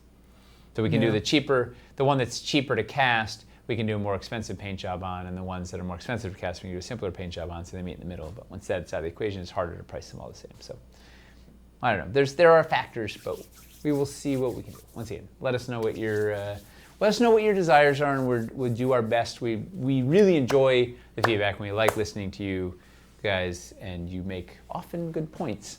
So we try and incorporate it where we can, or at least listen and acknowledge it. God, I love this spine. Yeah, like the spine work is like really well done. Like both just the sculpting on it to like get that kind of like kinetic motion going down the spine, but then also Aaron being able to like hit the paint right on it to make it really stand out.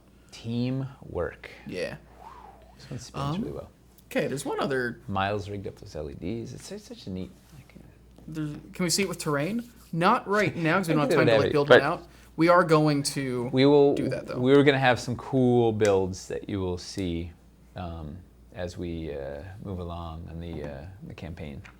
We're not even there yet, right? Oh yeah, we didn't tell people we're tentatively launching November 3rd, running November 3rd through 19th. Should we expect daily streams? Yes, the plan is daily streams. We're going to do a bunch of guests. We're going to try and do some deep dives on the. Actually, I guess maybe we'll do deep dives beforehand. I don't know. Do artist deep dives. Do both. Yeah. Who's to say? Yeah. We do a lot of. It's only 16. What is it? 16 days? 15 days? It's like a 16-day project. Yeah. I'm pretty sure. It's not a ton of streams. But yeah. Oh yeah, we have some fun. We have some fun people lined up. Yeah, I'm really excited for the block of guests we have for streams. I think it's gonna be a good time. Lively. Yeah. There's one more topic that I think we should cover. That's pretty big. What is it? It's regarding the inserts. Oh yes. So there's been some people saying, "Oh man, I wish this didn't have a big old hole in it, so I could use it as a terrain piece or whatever." Right? Is that the question? Yeah, that's the thing. Unfortunately, we also thought about that. Unfortunately, yeah, that was an early on. Thing. So we have a plan. Should we tell the whole plan? Yeah, might as well. So the plan is to have a solid insert that kind of seal the thing up. But here's the best part. You ready? This is really cool. All right. Do we want to tell? This is it. We have no more beans tonight after this, I guess. I guess what time is it? We have themes too. We have themes too. No, we can't. No, we already revealed. Well, no, not tonight. I thought they meant there were no beans until no more beans tonight. Yes, this is the last bean. Yeah. So the plugs are going to have a pole accessory hole in them, and this is a stretch goal. So hopefully, we might not We might not get it, but hopefully we will. But the plan is to have a cool, specific sculpted MacGuffin for each theme that's a pull accessory. So you can pop it in and have it be like a complete little statue. Of course, also, if you have any other pull accessories, you can put those in there, or you can use these MacGuffins as pull accessories on your existing terrain, or vice versa. So it'll be a neat little stretch goal to kind of cap the thing off and make it a complete sculpture. So hopefully we can hit that. They have not been sculpted yet. We have that stuff is the last bits. And since it's stretch goals, we don't need to we can photograph all these without it, and then we'll get them as we go there. But so we have some neat little stuff to put in there to, if you just want to go like full terrain. If you're like, listen, I don't care.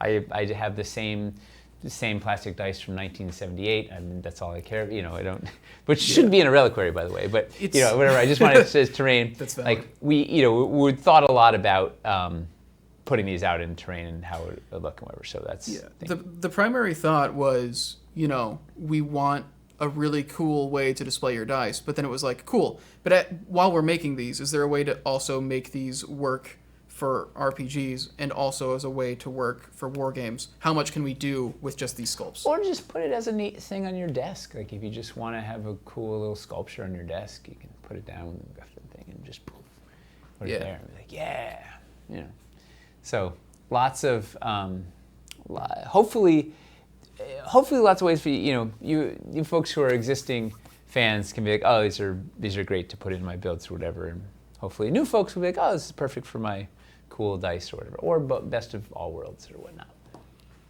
Can we use them as set pieces, MacGuffin holders, and monologuing platforms? Yes. Dude, I'm just all of that. My favorite thing. I'm just like picturing like. My favorite thing about these, like, being able to serve purposes as both, like, display pieces, but then also, like, gameplay things is if your DM is, like, running this game, you're like, playing, like, a Dwarven Forge cleric or something, and, like, the whole... for, like, a year, you're playing at his house, and he's got this cool, like, display that he puts his dice on, and he's got this dwarf with, like, his D20 on it. And then you get to a session where you get to actually talk to Moradin, and, like, it's by going into this temple, and there's, like, an aspect of Moradin in this... And, like, that becomes, like, part of the game. Like, I don't know, being able to, like, grab, like... Or, like, you grab the Phoenix off of your shelf that's been there the whole time, and it's like, no, I mean, you're going to fight this. Like, I don't know. It'd be awesome. Yeah. They would never see it coming. Yeah. Hey, another fun thing that I totally forgot about until I just saw it now is the Dwarf's hammer.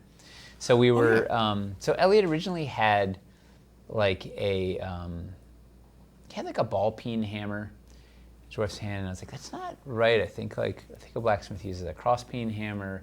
And there was a whole debate and whatever. So I was like, who do we know would be great? And pinged Gil Ramirez, the vlogsmith, the Twitter blacksmith, who was a big gamer. He made those cool steel or iron D20s. Where I was like, Gil, what's your favorite hammer?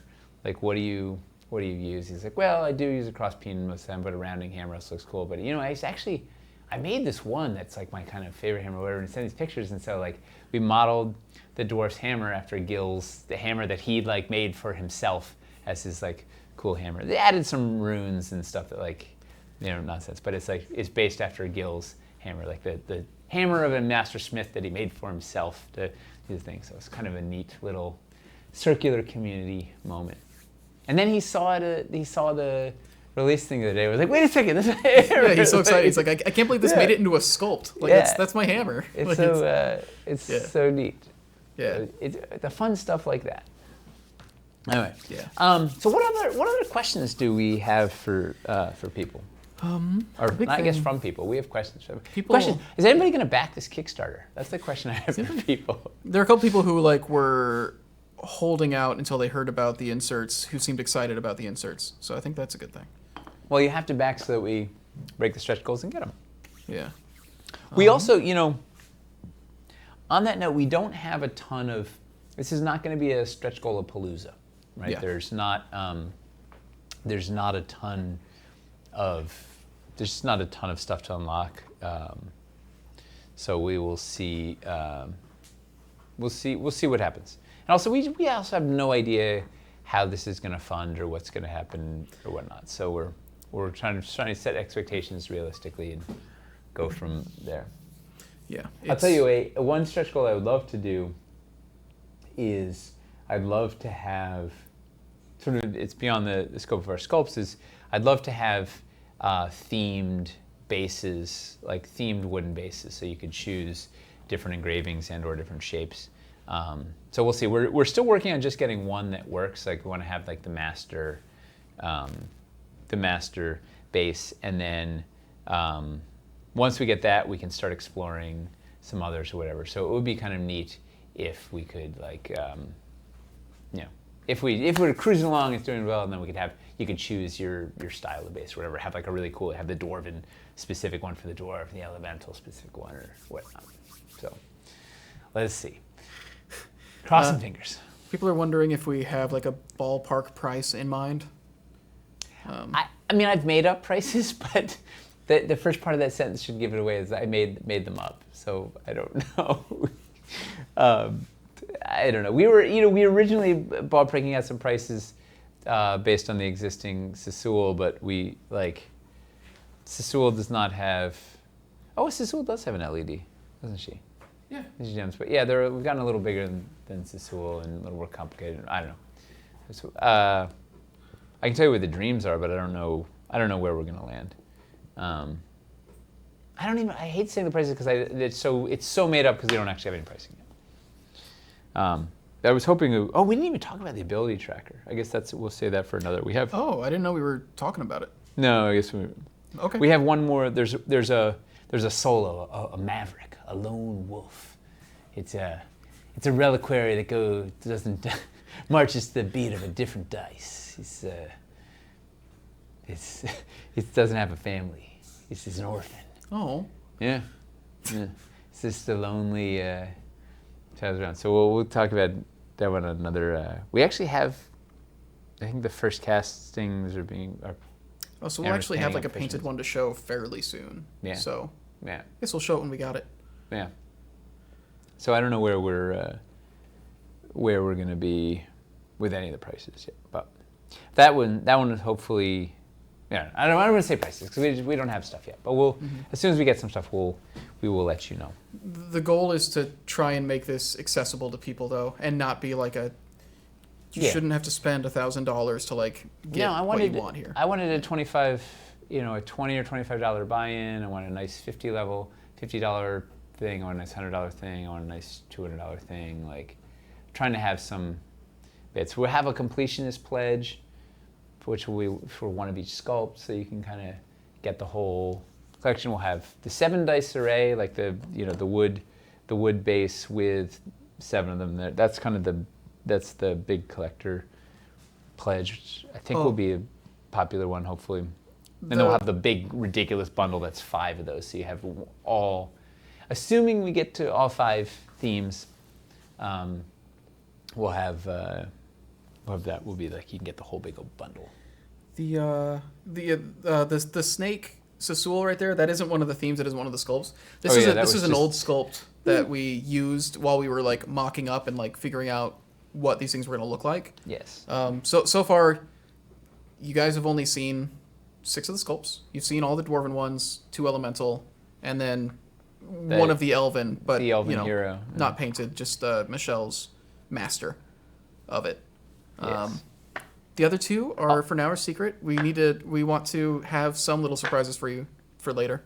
And you'll be able to get these a la carte, so you can, if you have like a weird set of dice and you want to get 8 thrones or you want to get 4 pedestals and 2 thrones and 2 heroes or whatever, you do that, and they'll have different inserts, so you can just put, if you want to line up 10 D4s and put them in there, you can do that. So you'll be able to kind of, customize through the add-on, through a la carte add-ons, you can kind of get whatever lineup you need. And we'll have a bunch of different, it'll be easy to get the inserts, so you can have, whatever combination of dice you want to store, you should be able to do it. Arget's wondering how tall the pedestals are? 2 1/4, I think. Do we want to talk about the elevation block height? When they show it, we'll do it later. That one. Cool. Yeah, because we gotta show the sculpt to make it. That's fair. It won't make yeah. sense unless we yeah have it. Yeah, I think these are 2.25. Let's see. So they don't line up with the height of anything currently, right? No.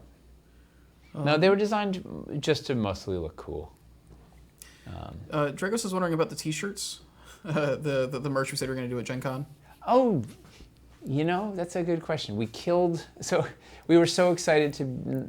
You can't say we killed and then change the subject. No, we were so excited to not have to deal with setting up our booth and getting folks were getting it was stressful. Like Eric and Mace were had a lot. The setup of Gen Con sucks. So we just killed everything when we were like, all right, we're not going to Gen Con, and flipped the table and went out and then realized that we'd put merch on hold. So the current plan is we've backburnered merch until this Kickstarter is plan A is we have it go live during the Kickstarter because we're doing all these Twitch streams and there's the Twitch plugin or whatever, so you could do it, launch it during there. Or if we're swamped and crazy and Kickstarter's killing us, do it for the holiday. So, December, launch it December 1st, so you can. Because most of the designs and everything are ready, right? Like we know what we're gonna do. Ish. I mean, they're close, but yeah. It's not a ton. The integration into the website, there's some work that Johanna has to do to make it all work in the website. Right. So that was sort of the bottleneck. People are asking for us to. So people have been throwing reliquary ideas at us. Finley wants us to do a beholder that can hold all the die at once. That'd be awesome. Yeah, so we could use the tagline "Beauty is in the die of the beholder." That's brilliant. Yeah. Well, there was a Kraken idea at one point that was just each tentacle can hold one. Yeah. That's massive. Yeah. That would be the most expensive thing. Originally I wanted a one-piece thing that was going to hold all the dice in one place, but then we sort of early design means kind of broke it out into separate things for this because it was then they become more multi-purpose and more mix and matchable, and you could do, it just sort of gave you more options when they were individual things. But yeah, we'll see. We'll collect all the good ideas.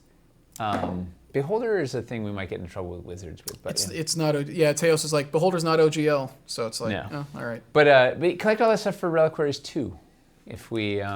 That's the thing.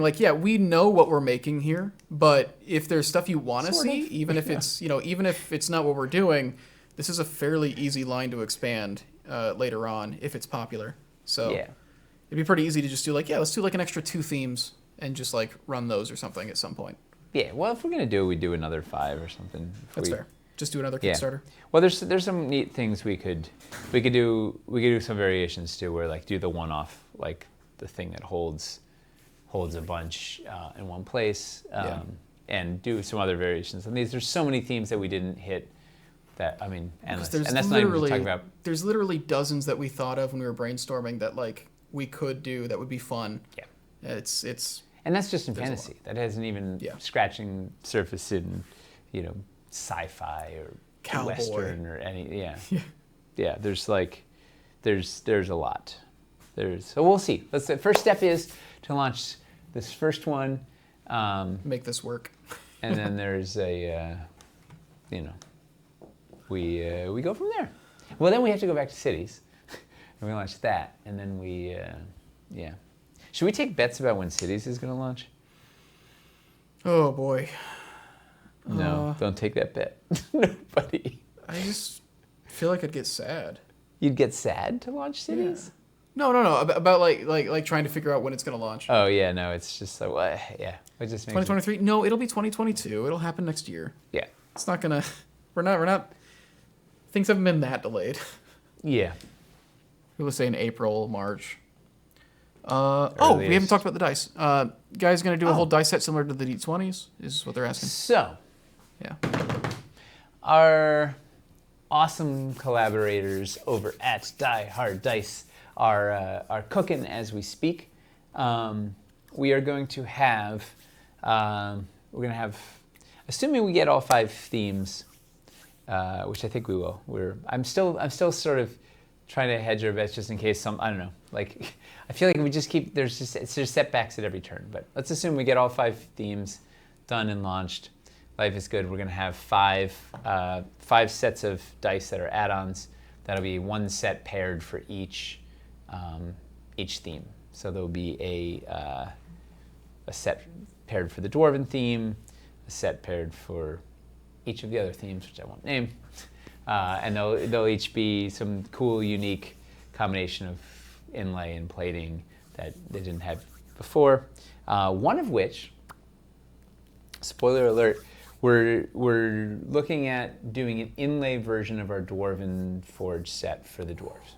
So we've done the Dwarven Forge set, but it was always just like the singles battle worn or whatever. So we're talking about doing and literally Jesse is playing with colors right now, but doing a cool inlay, some rich color that'll pop in the Anvil and a cool plating and whatever. So, so those will be neat, and they'll each be sort of custom tailored to match really nice with one of the sets. And yeah, I'm really excited about those. They're really fun. Yeah, I wish we had time to do some more cool custom dice with Die Hard for this. It was, we pinged them in March, I think, and I was like, hey, we got some brewing, how are you doing? And there was, Jesse had COVID, and they had one of their staff members had COVID, and they were just getting kicked in the teeth this year. Like, they've just really had a tough run of it over there. And Todd was like, I just can't even, like, we're just trying to keep the lights on. Like, I mean, in his defense, like, working with us is like trying to wash an elephant or something. We're not like, we don't just like tiptoe in and be like, okay, we'll just take this one color and get out there. Like, we go through, there's a lot of iterations in the process. It's not like an easy thing. But I nudged him again right before, as we were, I don't know, a month ago or something. I was like, listen, we're doing something, is there just like something simple we could do with the existing? Like, you know what? Things have kind of shifted. I think we can do something. So I wish we'd, because doing those Horizon dice was nuts. And it was months and months and months of work on that. Like, it was, they're amazing. Like, I'm really, really excited for these dice. Yeah. All right. Yeah. Is there anything else? Any other questions we haven't addressed that people are wondering about? Finley says, have the dice set up so that when the LEDs shine through them, they cast cool patterns around them, like a starscape or Dwarven runes, etc. What? Like the dice that we make with Die Hard, like have it so that when light shines into them, they like. Wow, like a projector on your. I imagine you'd have to like be kind of like a cage dice where you've got like an outer and an inner. Oh, wow. So you have like a mirror inside or something, or like how? What? Well, you'd have the light in the reliquary. Yeah. Would like. So it'd have to hit something inside. Yeah. Wow. Like put some kind of prism in the heart of the. How expensive would those dice be? But how cool would that be? It'd be incredible, but how expensive would those dice be? But how cool would it be? Be really cool. Speaking of which, the Pixels. It'd be really cool to put a crystal inside every die. The Pixels dice people are trying to get some more prototypes done for us, so we can put the illuminated pixel dice in these for launch, which would be really cool. Yeah, the pixel dice are great. Yeah. I'm excited to have those. They were commiserating with our challenges on the Light Puck, having tried to put addressable LEDs in something this size.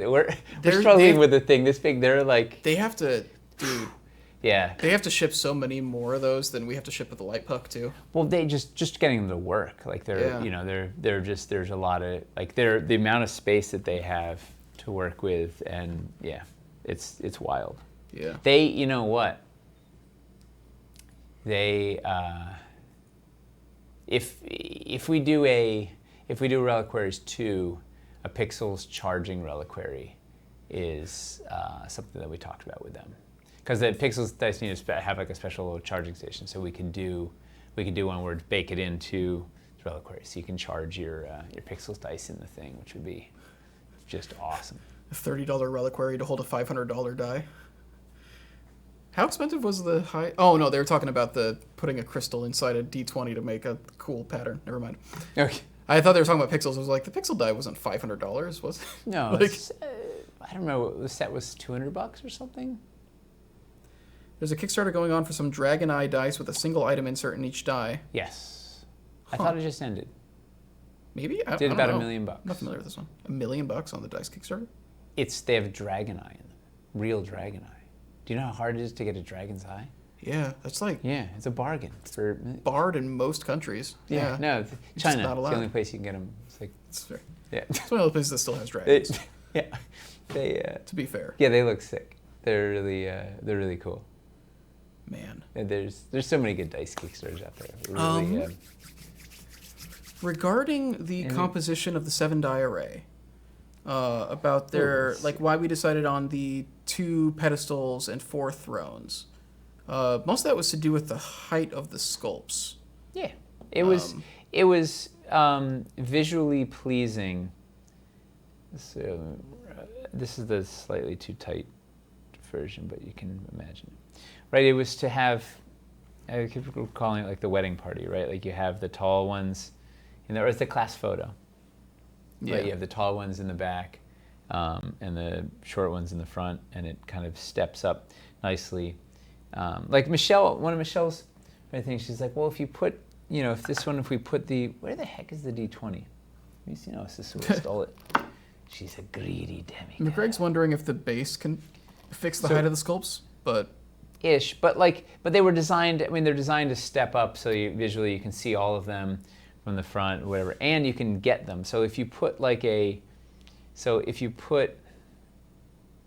these guys in front of this guy, or this guy, it's hard to get your die out when you want to use it, and you can't see it because he's in the back. It's like, hey, I'm over here. I'm Batman. Look, hey, back here. So it was. Serafish just came in and he's like, did they show a base yet? Oh, is that the base? This is an Well, old this prototype. was an early prototype. They're getting a little bigger, so there's more breathing room. You get the idea. But Yeah, we realized we Yeah. needed more space so that the sculpts could be further apart. So, so it would be this big. yeah, this is an old But one. anyway, it was for the aesthetics of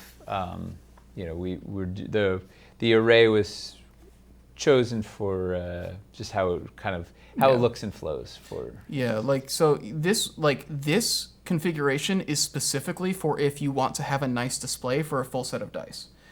If your primary concern is about having the right assortment for terrain use, and you're not really as into the dice display thing, you're probably not going to want that pledge. You're probably Go going to a la want carte. to go for Or something else. go buy a single hero pledge for the narrative driver hero you want, and then a la carte whatever combination you want from there.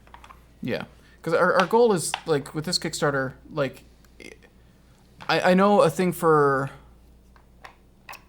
I know a thing for, like, a lot of our Kickstarters is a thing of, like, well, the stretch goals, and, like, how we're gonna, I want to make sure I'm getting the right amount of stretch goals. That's not really going to be a Minimal. factor here. Yeah.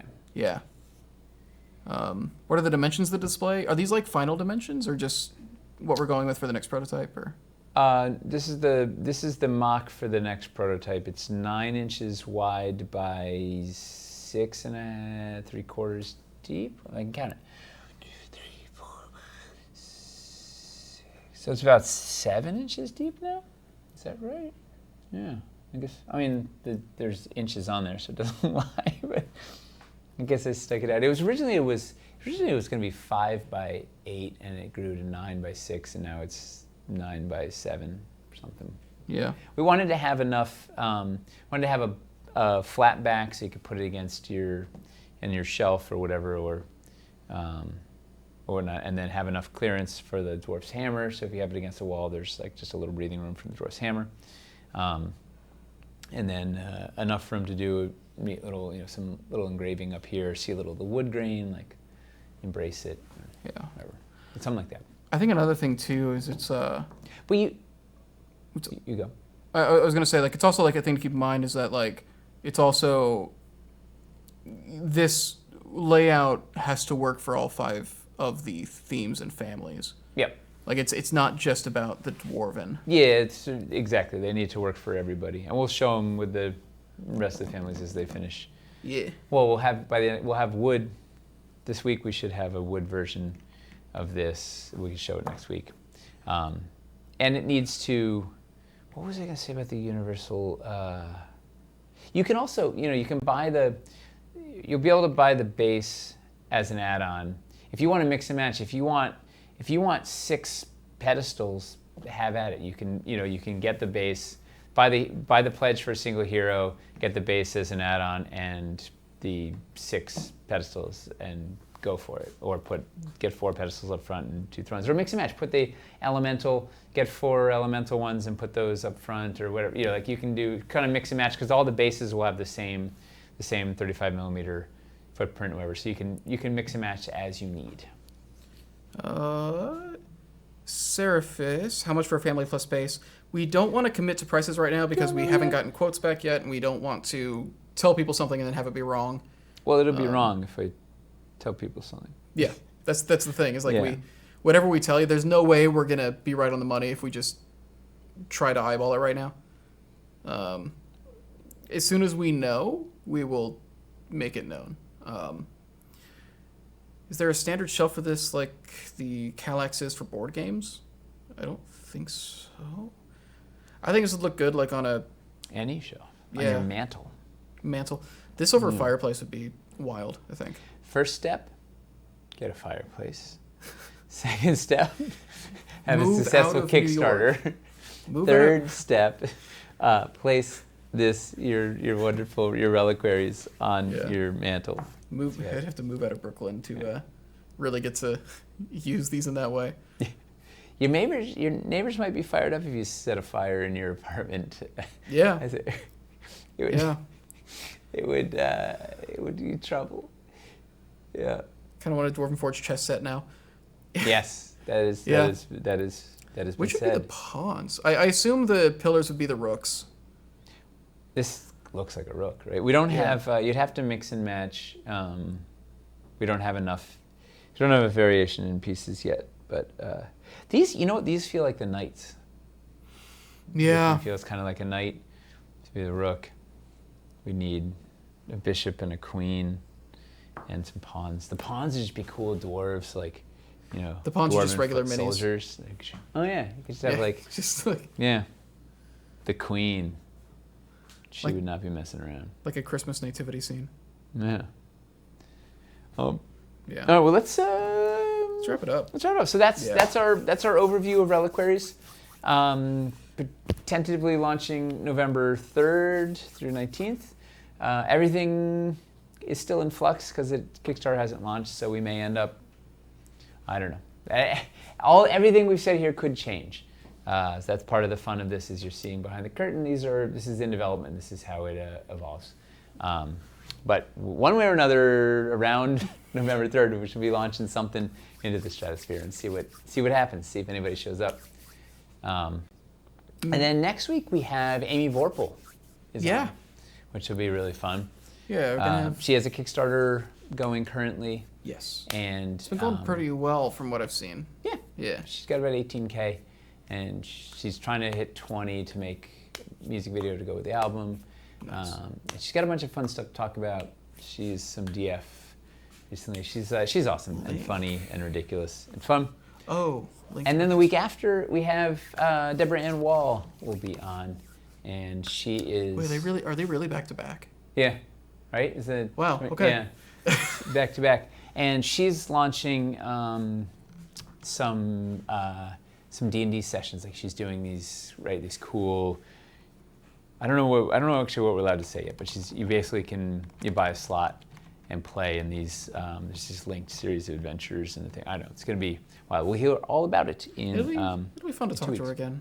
Yeah. Yes. All right. And then we will be. Then it'll be October 1st. Or no, that is so 29th. Then it'll be the following week of October. Then we'll have a lot to show. October 6th, yeah. So I think at that point we might just do a deep dive on themes each each week until we launch or something. Yeah, because that'll be, if we're It'll be launching like the 4 3rd, weeks. yeah, so we'll have 4 weeks before launch. 6th, 13th, 20th, 27th. It's And then 7 days. And then the 3rd is launch Hey, wait a day. second. We're launching on a Wednesday. We are. Oh, man. Do we do the launch stream and then on the Anvil that night still? Or do we... Maybe on the Anvil is the launch stream. Maybe... Well, we're launching like early in the day, right? I don't know. That's what's going to be, though. You're not going to want to do a late night on the launch day because the last couple days before the Kickstarter is always, like, exhausting. We're going to do the launch stream in the morning, and it's going to be like, cool. Then go this to is sleep. going now. Go home. On rest the up. pillow. On the pillow? Yeah. We They just put it on the- we just both get the law. We're just laying in bed. We're just sleeping. catching both sides. What do you think about, like... I don't know. I like it all. Well, anyway, that's our plan, and we will thank you guys for tuning in. Thanks for hanging out. Thanks for the questions. If you haven't gone and signed up for the Reliquaries emails, it's dwarvenforge.com/reliquaries. I think we have a nice bot Yes, for that. we have a little command for it. Boom. Um, And we have, Damn. you can go in the Discord to chat about it. You can go on the forums to chat about it. You can chat about it anywhere you want to chat about it. If you want to follow me, I'm at Nate Taylor on Twitter. And Chris, you're at Chris London Film on Twitter. Is that Yes. is that where people follow you? Do they follow you on Discord? Can you follow people on Discord? I I was on Discord like a minute ago, so I it's- just forgot. It's considered extremely bad manners. Okay. It's stalking. Yeah, it's considered potentially illegal. Don't follow Chris on Yeah. Discord. Don't stalk him. And of course, you could follow Dwarven Forge. We're down below, and we have all of our socials there. And we will Hamster Hobby Hang tomorrow night. Yeah, hamster hopping tomorrow night. What are you guys doing tomorrow night? I'm not sure. I always like the hour before we go on. I'm like, oh, I guess I'll paint. I need to paint this thing. And go. And we'll just grab that. Yeah. No. I don't really plan my stuff out that much. All right. Love it. All right. Well, thank you. Thanks for tuning in. We'll see you next week. Yeah. Bye, everybody. Good night. Bye.